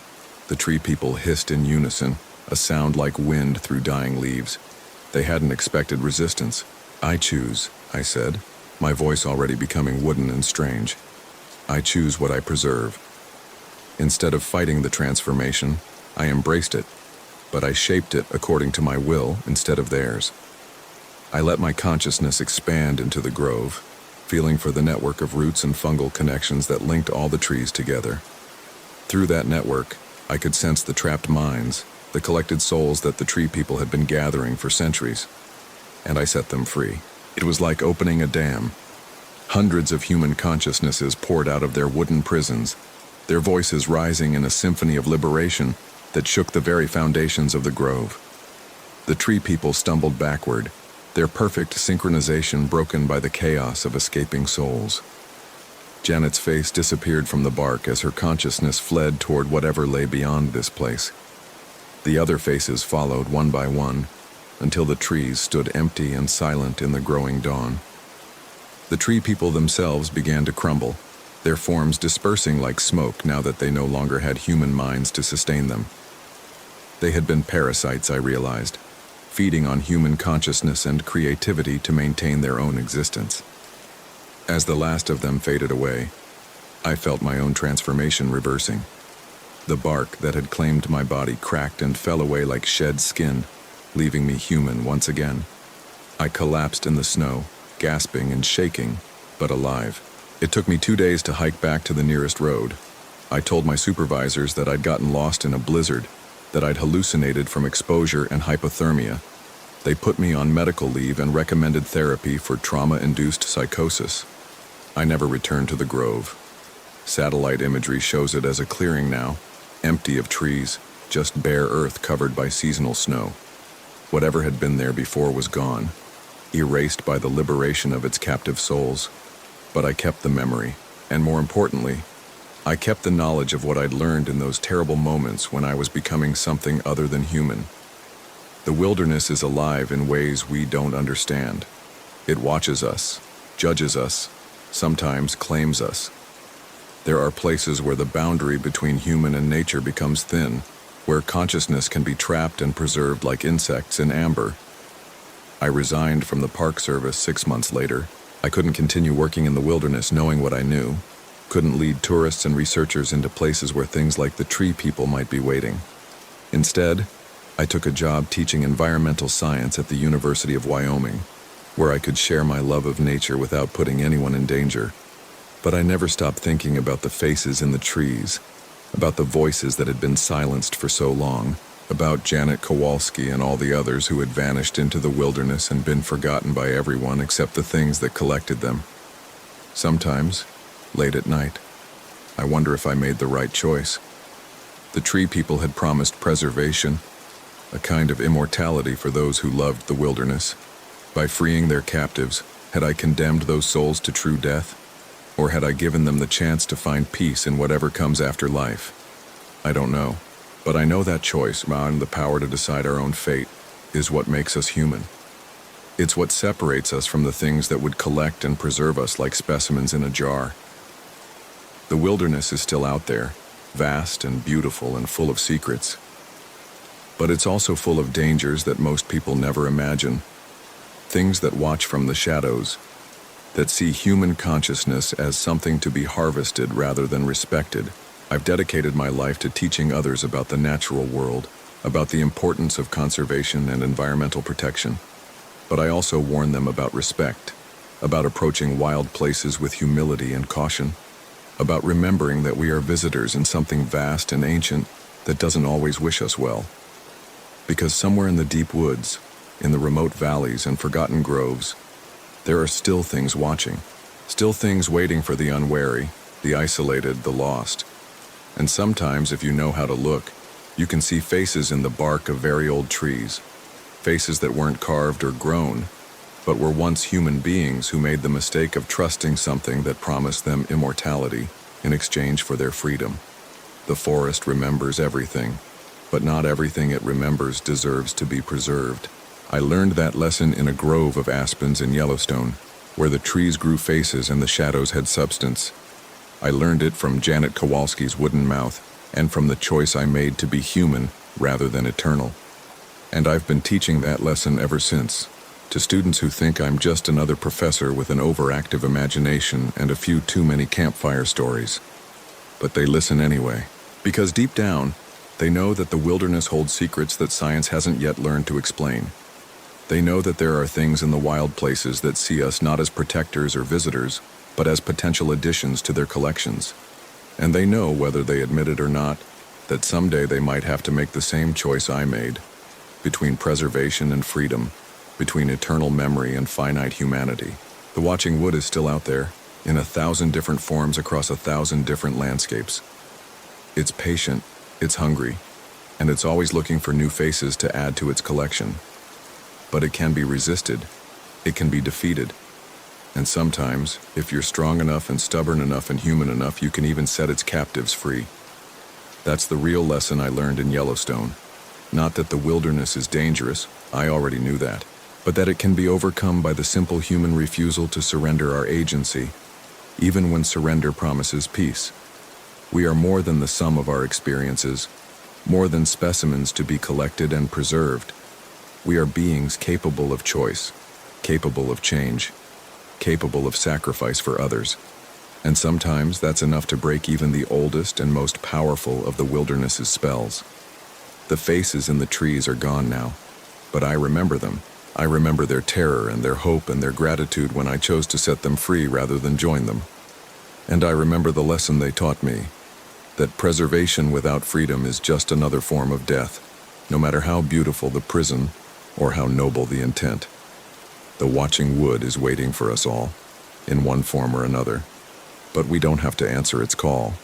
We can choose to remain stubbornly, gloriously human, with all the messiness and mortality that entails. It's the most important choice any of us will ever make.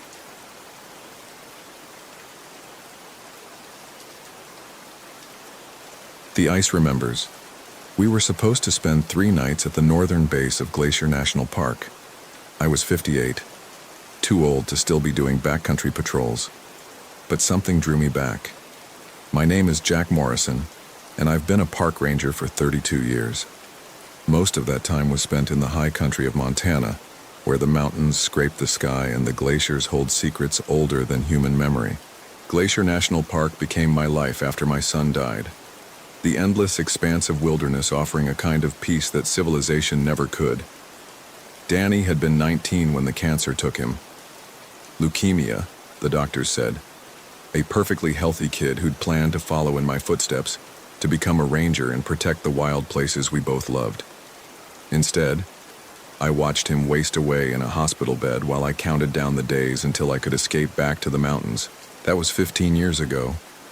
15 years of throwing myself into my work, of taking the hardest assignments, the most remote locations, the patrols that other rangers avoided. Anything to keep moving, to keep from thinking too much about the son I'd failed to save. But this assignment was different. This one I'd volunteered for. In late September 2020, we'd started receiving reports of unusual activity near the Agassiz Glacier. Hikers spoke of strange sounds echoing from the ice caves, lights that appeared deep within the glacier at night, and a persistent sense of being watched by something vast and patient. The Park Service had initially dismissed these reports as typical tourist imagination, but when 2 experienced climbers went missing in the area, we had to investigate. I'd requested the assignment personally. The Agassiz had been one of Danny's favorite places in the park. He'd written his high school biology report on glacial formation, spending hours studying the ancient ice and the way it carved the landscape over millennia. Taking this patrol felt like honoring his memory, even though he'd been gone longer than he'd been alive. The helicopter dropped me at the base camp on October 15th, just as the first winter storm was moving in from the north. The pilot, a grizzled ex-military man named Pete, had looked uneasy as he set me down. "You sure about this, Jack? Weather Service is calling for a major system. Could be snowed in for a week or more." I'd shouldered my pack and given him a reassuring smile. "I've been in worse. Radio check every 12 hours. Extraction in 72 unless I call for early pickup." Pete had nodded, but his expression remained troubled. "Just be careful up there. Something about this place feels off. The ice is making sounds I've never heard before." As if on cue, a deep groan echoed from the glacier above us, like the sound of some enormous creature stirring in its sleep. We both looked up at the massive wall of blue-white ice that rose from the valley floor like a frozen tsunami. "Just the glacier settling," I'd said, though I'd never heard ice make a sound quite like that. "I'll be fine." Pete had taken off quickly, leaving me alone with my equipment and a growing sense that I'd made a serious mistake. But I was committed now.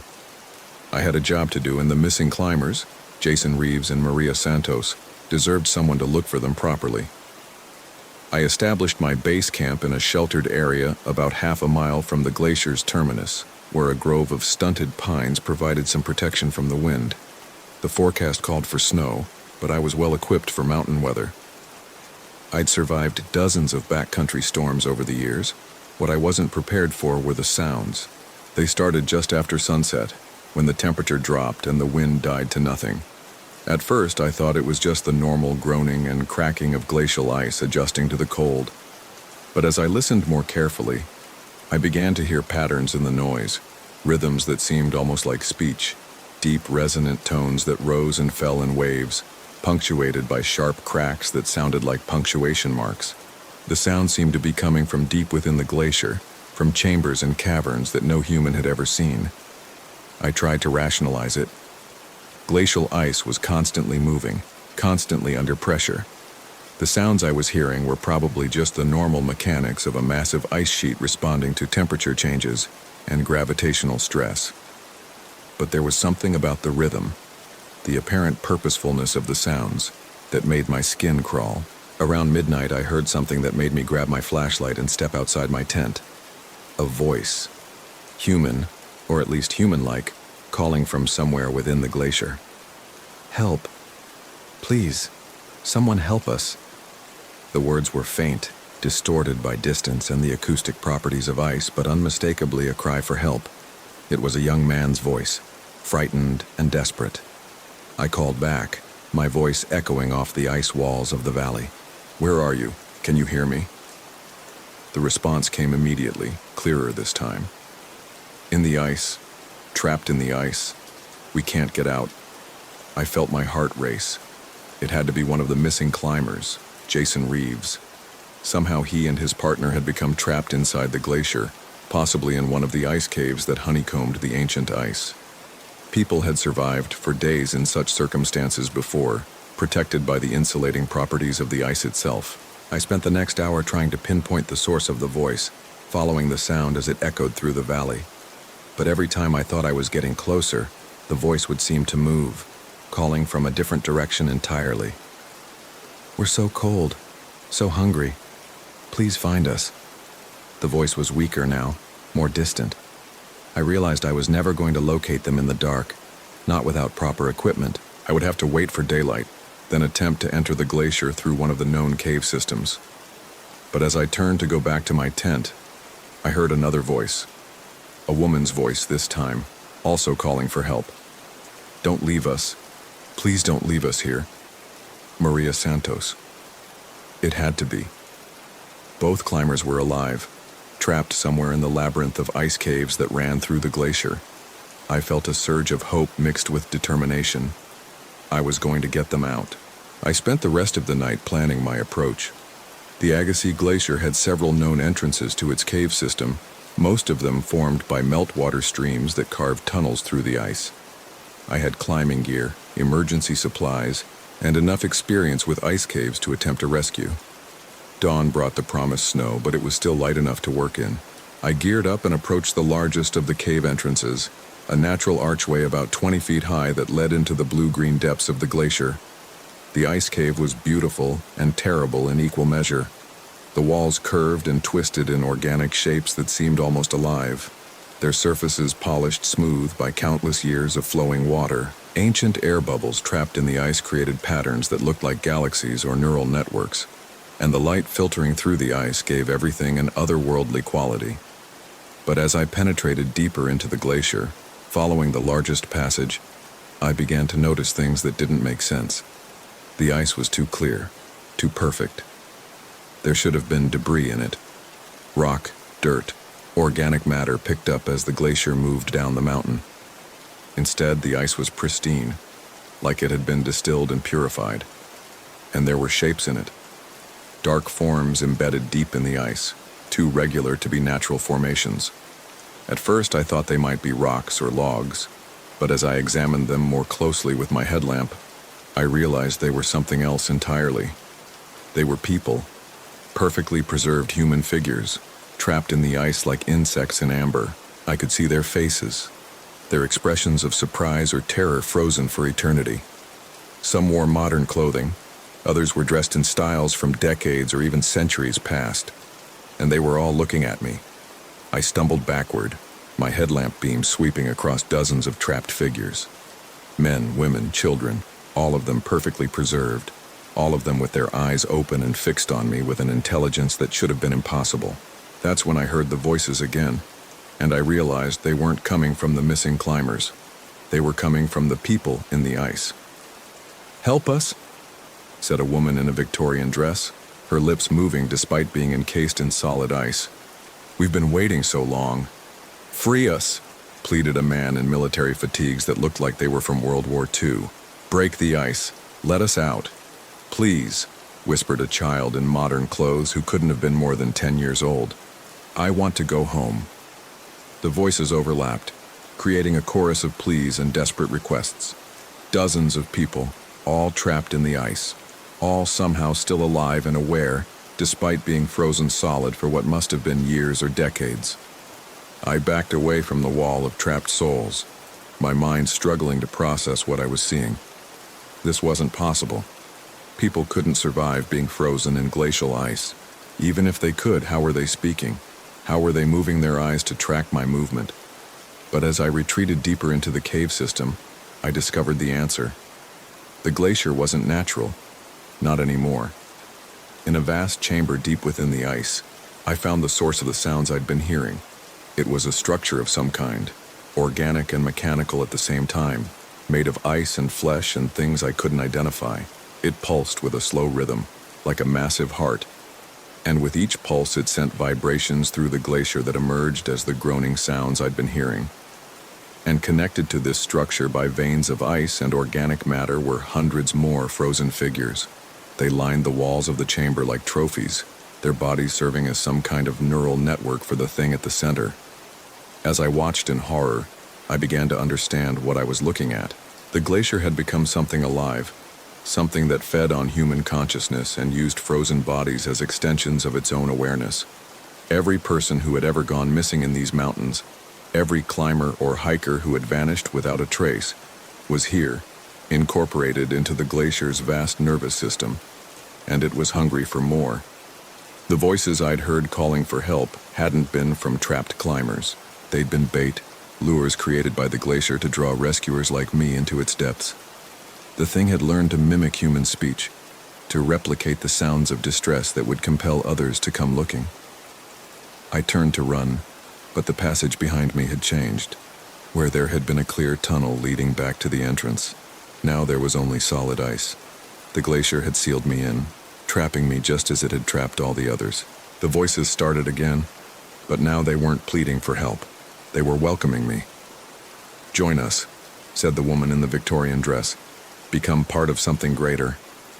"The ice preserves everything," added the soldier.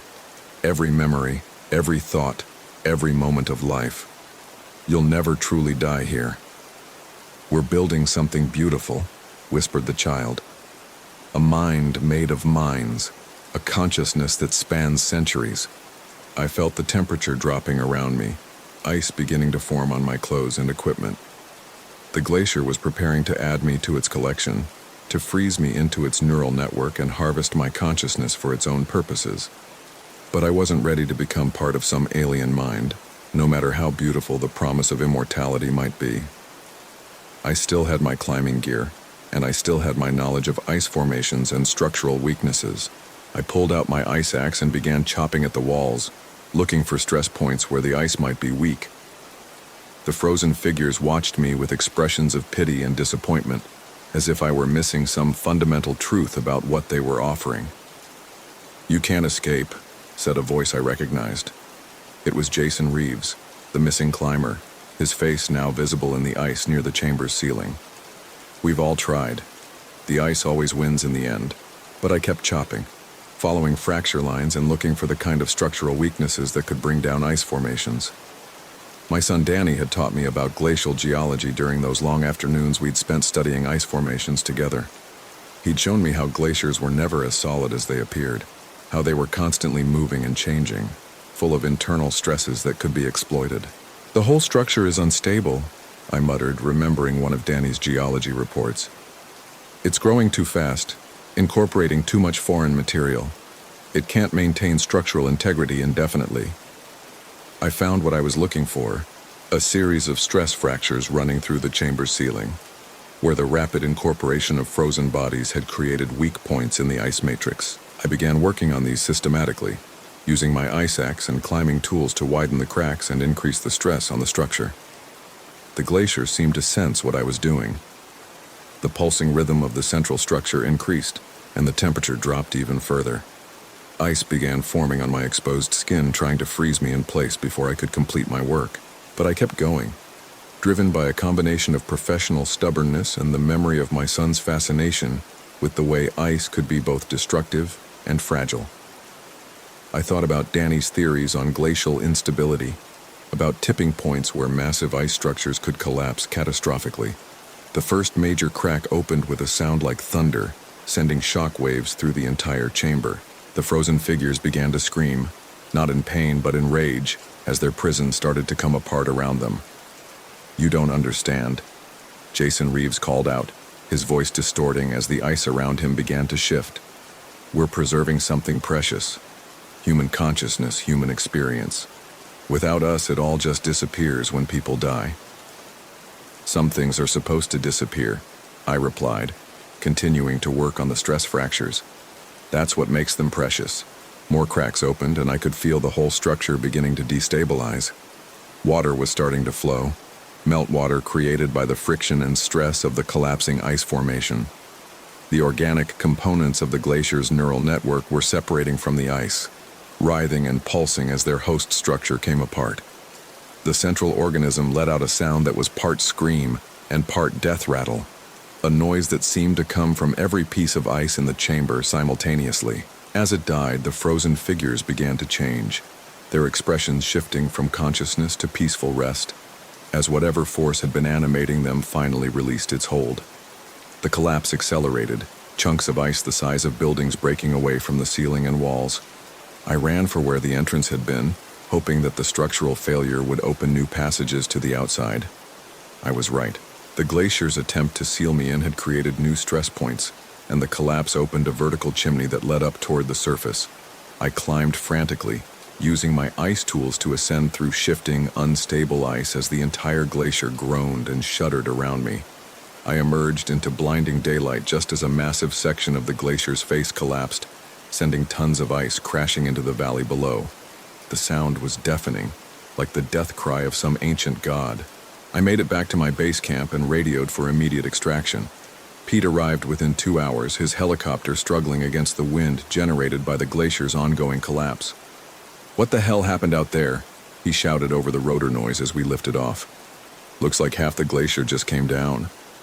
I told him it was climate change, that the ice had become unstable due to warming temperatures and internal stress fractures. It was technically true, even if it wasn't the whole truth.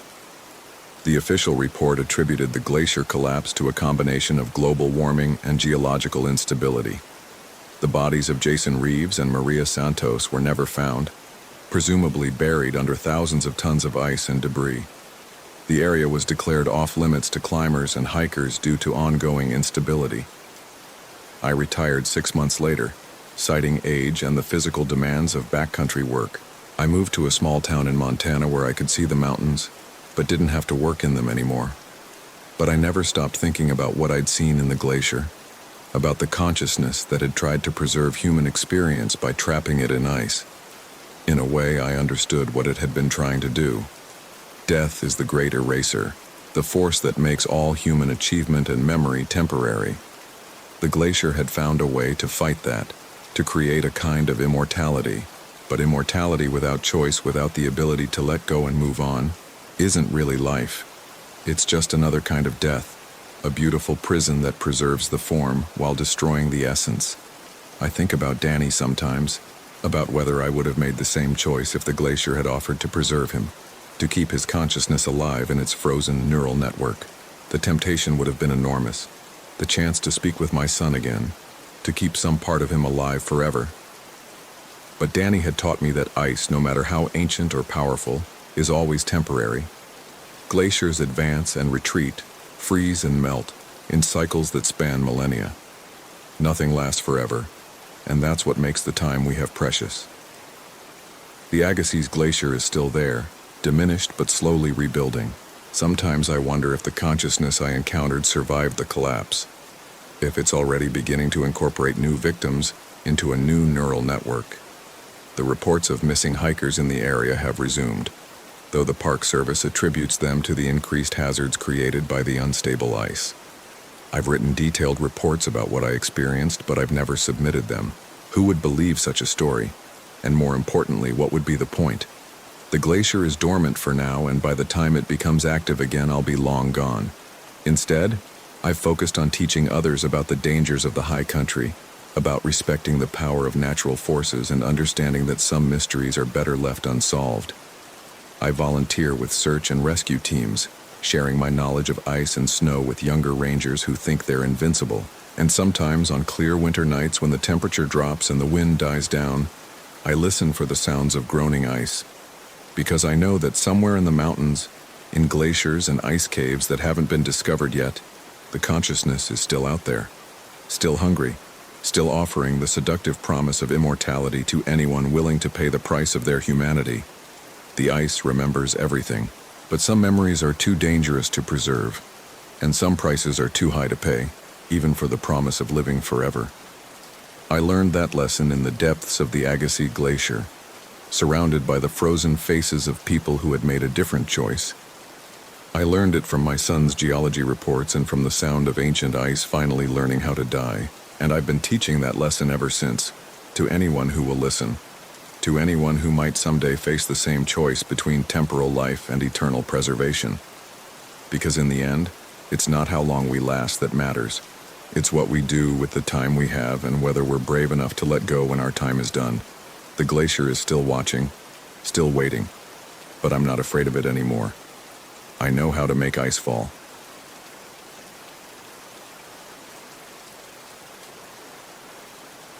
I didn't notice the absence of birds until the third day. I was too busy tracking the disappearing footprints in the sand. My name is Angela Rodriguez, and I'm 51 years old.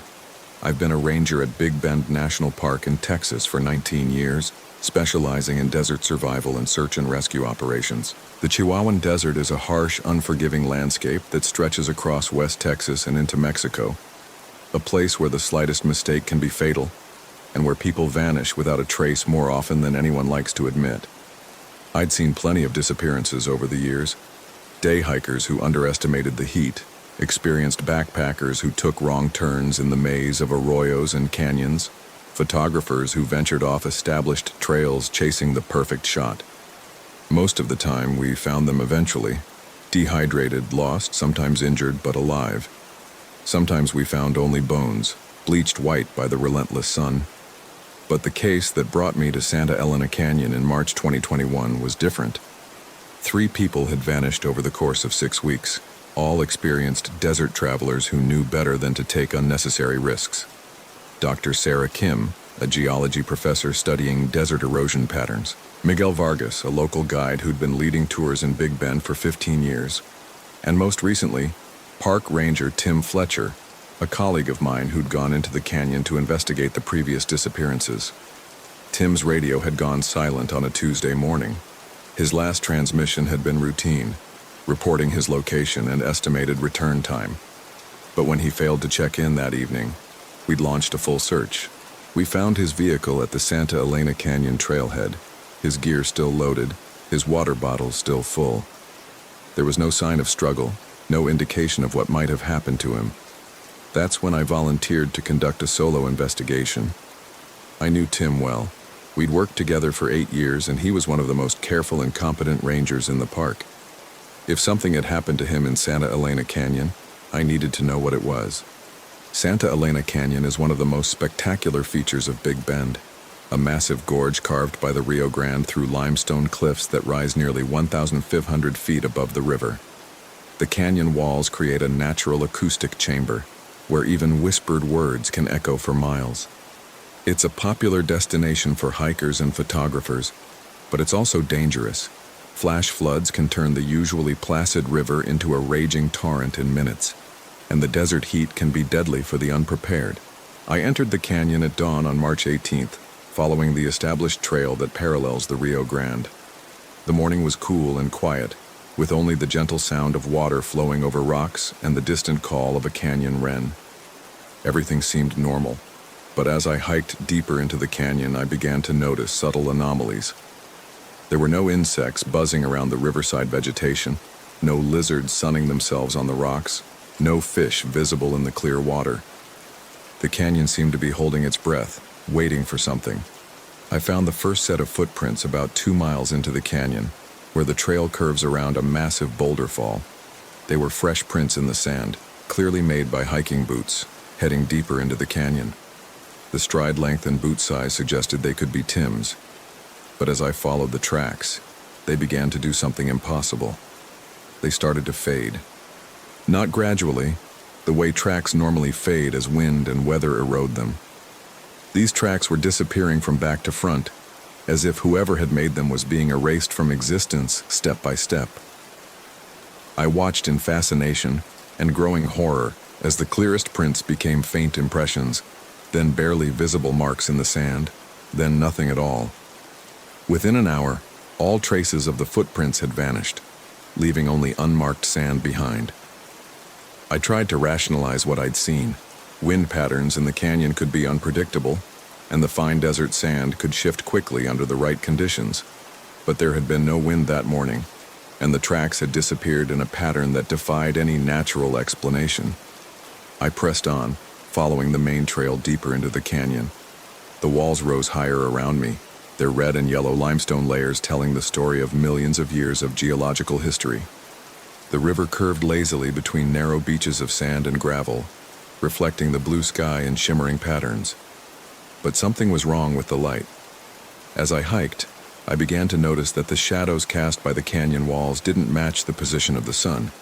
Shadows that should have fallen to the east were pointing north, and the quality of the light itself seemed off, too bright in some places, too dim in others, as if the laws of physics were working differently inside the canyon.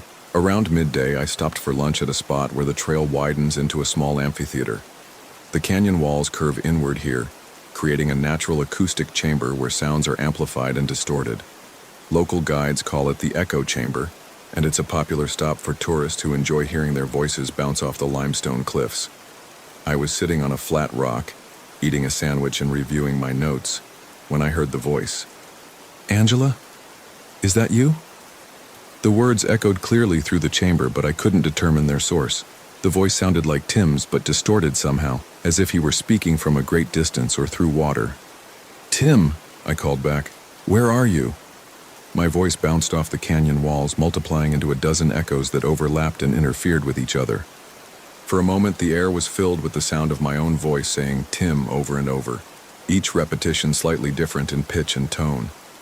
When the echoes finally faded, I heard the response. "Help me, Angela. I'm lost. I can't find my way out." The voice was definitely Tim's, but there was something wrong with it. It sounded hollow, empty, like someone trying to remember how to speak, and it seemed to be coming from everywhere at once. From the canyon walls, from the water, from the rocks beneath my feet. "Where are you?" I shouted. "Give me your location." The echoes of my voice crashed against the canyon walls, but when they died away, there was only silence. No response from Tim. No sound at all except the gentle murmur of the river. I spent the next hour calling for him, moving through the echo chamber and trying to triangulate the source of his voice, but he didn't answer again, and eventually I had to accept that I'd either imagined the whole thing or that Tim was somewhere I couldn't reach. I continued deeper into the canyon, following the trail as it wound through narrow passages and around towering rock formations. The afternoon heat was building, but the canyon walls provided some shade, and I was well supplied with water and electrolytes. But as the day wore on, I began to experience something that should have been impossible in such a spectacular landscape. Sensory deprivation. The canyon was becoming quieter. Not just the absence of animals and insects I'd noticed earlier, but the gradual dampening of all sound. My footsteps on the sandy trail grew muffled, then silent. The sound of the river faded to nothing, even though I could see the water flowing just a few feet away. Even my own breathing became inaudible, and the echoes stopped working. I tested this by shouting as loudly as I could in several spots where the canyon walls should have created perfect acoustic conditions for echoes. But my voice simply died in the air, absorbed by something that shouldn't have been there. It was as if the canyon had developed the ability to swallow sound. That's when I started to understand what I was dealing with. The disappearances, the fading footprints, the impossible acoustics, they were all symptoms of the same phenomenon. Something in Santa Elena Canyon was consuming reality itself, eating away at the physical laws that governed the rest of the world, and it was getting stronger. I found the second set of footprints just before sunset, in a narrow passage where the canyon walls nearly touch overhead. These tracks were different, smaller boots, a shorter stride. They could have belonged to Dr. Sarah Kim, the geology professor who'd vanished 6 weeks ago. But like the first set, these tracks were fading as I watched them. The heel prints disappeared first, then the toe marks, then the faint impressions left by the boot treads.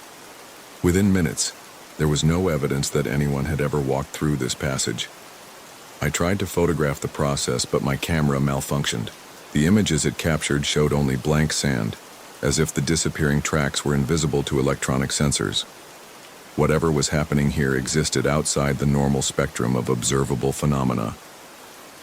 As darkness fell, I made camp in a sheltered alcove where flash floods couldn't reach me. I set up my tent, started a small camp stove, and tried to radio my location to park headquarters. But my radio produced only static, and my GPS unit showed my coordinates as a series of zeros, as if I were standing at the exact center of the coordinate system, at a point that technically didn't exist. That night, I dreamed of voices. They came from the canyon walls, from the water, from the very air around me. Dozens of voices, all speaking at once in a language I didn't recognize but somehow understood.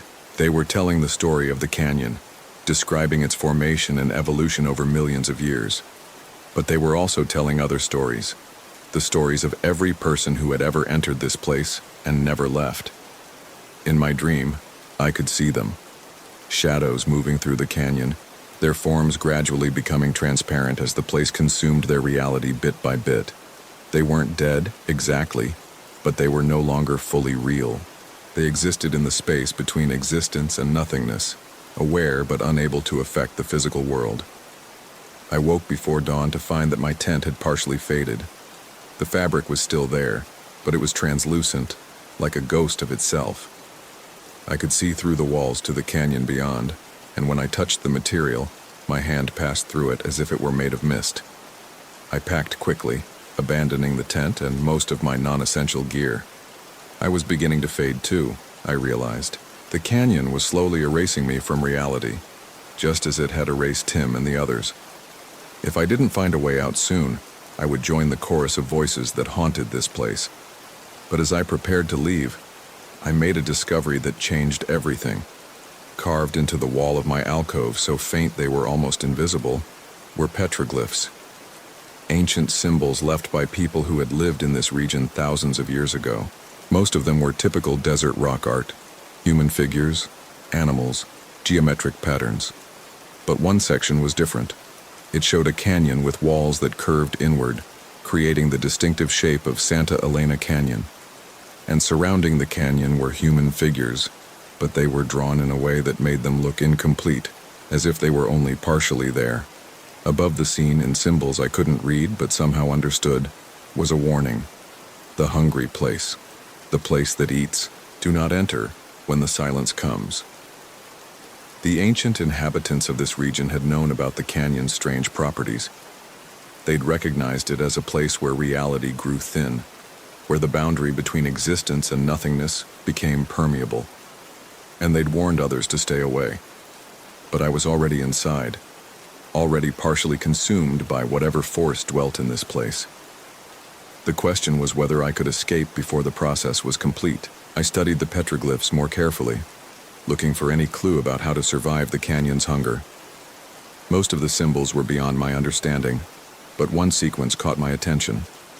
It showed a human figure surrounded by sound waves, as if the person were shouting or singing. The waves extended outward from the figure, pushing back against the curved walls of the canyon. Sound. The ancient artists were depicting someone using sound to resist the canyon's consuming force. I thought about the echo chamber, about how my voice had stopped producing echoes as the day progressed. The canyon consumed sound just as it consumed everything else, But perhaps the process could be reversed. Perhaps sound could be used to maintain reality, to keep things anchored in the physical world. I began to sing. It was an old song my grandmother had taught me, a Mexican folk ballad about a woman who sang to keep evil spirits away from her family. My voice was weak at first, barely audible even to myself. But as I continued, it grew stronger, and I began to hear the faint echo of my own words bouncing off the canyon walls. The echo was important, I realized. It meant that sound was being reflected rather than absorbed, that the normal laws of physics were reasserting themselves in my immediate vicinity. I kept singing, moving through verse after verse of the old ballad, watching as my partially transparent tent began to solidify, but I couldn't sing forever. My voice was already growing hoarse, and I needed to find a way out of the canyon before my strength gave out entirely. I started hiking toward the canyon mouth, singing as I walked. The trail was easier to follow now that sound was working properly again. I could hear my footsteps, the river, even the distant call of a bird. The canyon's hungry silence was being held at bay by the vibrations of my voice. But the effort was exhausting. Every time I paused to rest, I could feel the silence creeping back in, dampening sounds and beginning the process of erasure all over again. I had to keep moving, keep singing, maintain a constant output of acoustic energy to prevent the canyon from consuming me completely. Hours passed in a blur of desperate song and forced march. I cycled through every song I knew, then started making up lyrics on the spot, improvising melodies that would keep the echoes alive and the silence at bay. My throat was raw. My voice reduced to a rasp, but I didn't dare stop. Finally, as the sun reached its zenith, I saw the canyon mouth ahead of me. The familiar sight of the parking area and visitor center filled me with relief so intense I nearly collapsed. But I forced myself to keep singing until I was completely clear of the canyon walls, until I stood on ordinary ground where the laws of physics worked normally and sounds behaved as they should. Only then did I allow myself to stop singing and collapse beside my truck. I spent 3 days in the hospital, treated for severe dehydration and vocal cord damage. The doctors said I'd pushed my voice past its limits, that I was lucky to be able to speak at all, but I could live with a hoarse voice. I was alive and I was real, and that was more than I could say for Tim and the others. I filed my report with park headquarters, recommending that Santa Elena Canyon be closed to public access pending further investigation. I described the acoustic anomalies, the fading footprints, the sense of reality becoming unstable. I didn't mention the voices or the petroglyphs. Those details would have gotten me transferred to a desk job or put on medical leave, but my recommendations were ignored. The Park Service couldn't close one of Big Bend's most popular attractions, based on the testimony of a single ranger who'd clearly suffered some kind of breakdown. Santa Elena Canyon remained open, and people continued to disappear. I quit the Park Service 6 months later and moved to San Antonio, where I work as a wilderness survival instructor. I teach people about the dangers of the desert, about the importance of preparation and caution when venturing into wild places. But I also teach them about the power of sound, about how singing or shouting can serve as more than just a signaling technique in emergencies. Sometimes I tell them, your voice might be the only thing standing between you and something that wants to erase you from existence entirely. I've never returned to Santa Elena Canyon, but I monitor the missing persons reports from Big Bend. The disappearances continue, always in the same area, always without explanation. The Park Service has installed new warning signs and requires visitors to carry satellite communicators, but people still vanish into the hungry silence of the canyon. And sometimes, late at night when the desert wind is blowing, I think I can hear them. Faint voices carried on the air, singing ancient songs to keep themselves anchored in a reality that no longer fully recognizes their existence. They're still there, still fighting the slow dissolution that the canyon offers, still hoping that someone will find a way to bring them back from the space between existence and nothingness. I know I should go back. I should use what I learned about sound and reality to mount a rescue mission, to try to save Tim and the others before they fade completely. But I also know that the canyon is stronger now, fed by years of consuming reality and growing more powerful with each disappearance. And I know that I might not be strong enough to sing my way out a second time, so I stay away. and I teach others to stay away. And I hope that someday someone braver or more clever than I am will find a way to silence the hungry canyon permanently. Until then, I listen to the wind and remember the song my grandmother taught me, the one that kept me real when reality itself was under attack. The echo chamber is still calling, still hungry for voices to add to its collection, but it won't get mine again. I've learned to sing in places where echoes work properly, where sound reflects off solid walls instead of being swallowed by empty air. And I've learned that sometimes the only way to survive the impossible is to make enough noise to drown it out. The desert remembers everything, including the things that should never have existed in the first place. But memory isn't the same as reality, and sometimes we have to choose which one we want to live in. I chose to keep singing, to keep existing, to keep echoing back at a world that occasionally tries to forget we're here. And in the end, that choice made all the difference.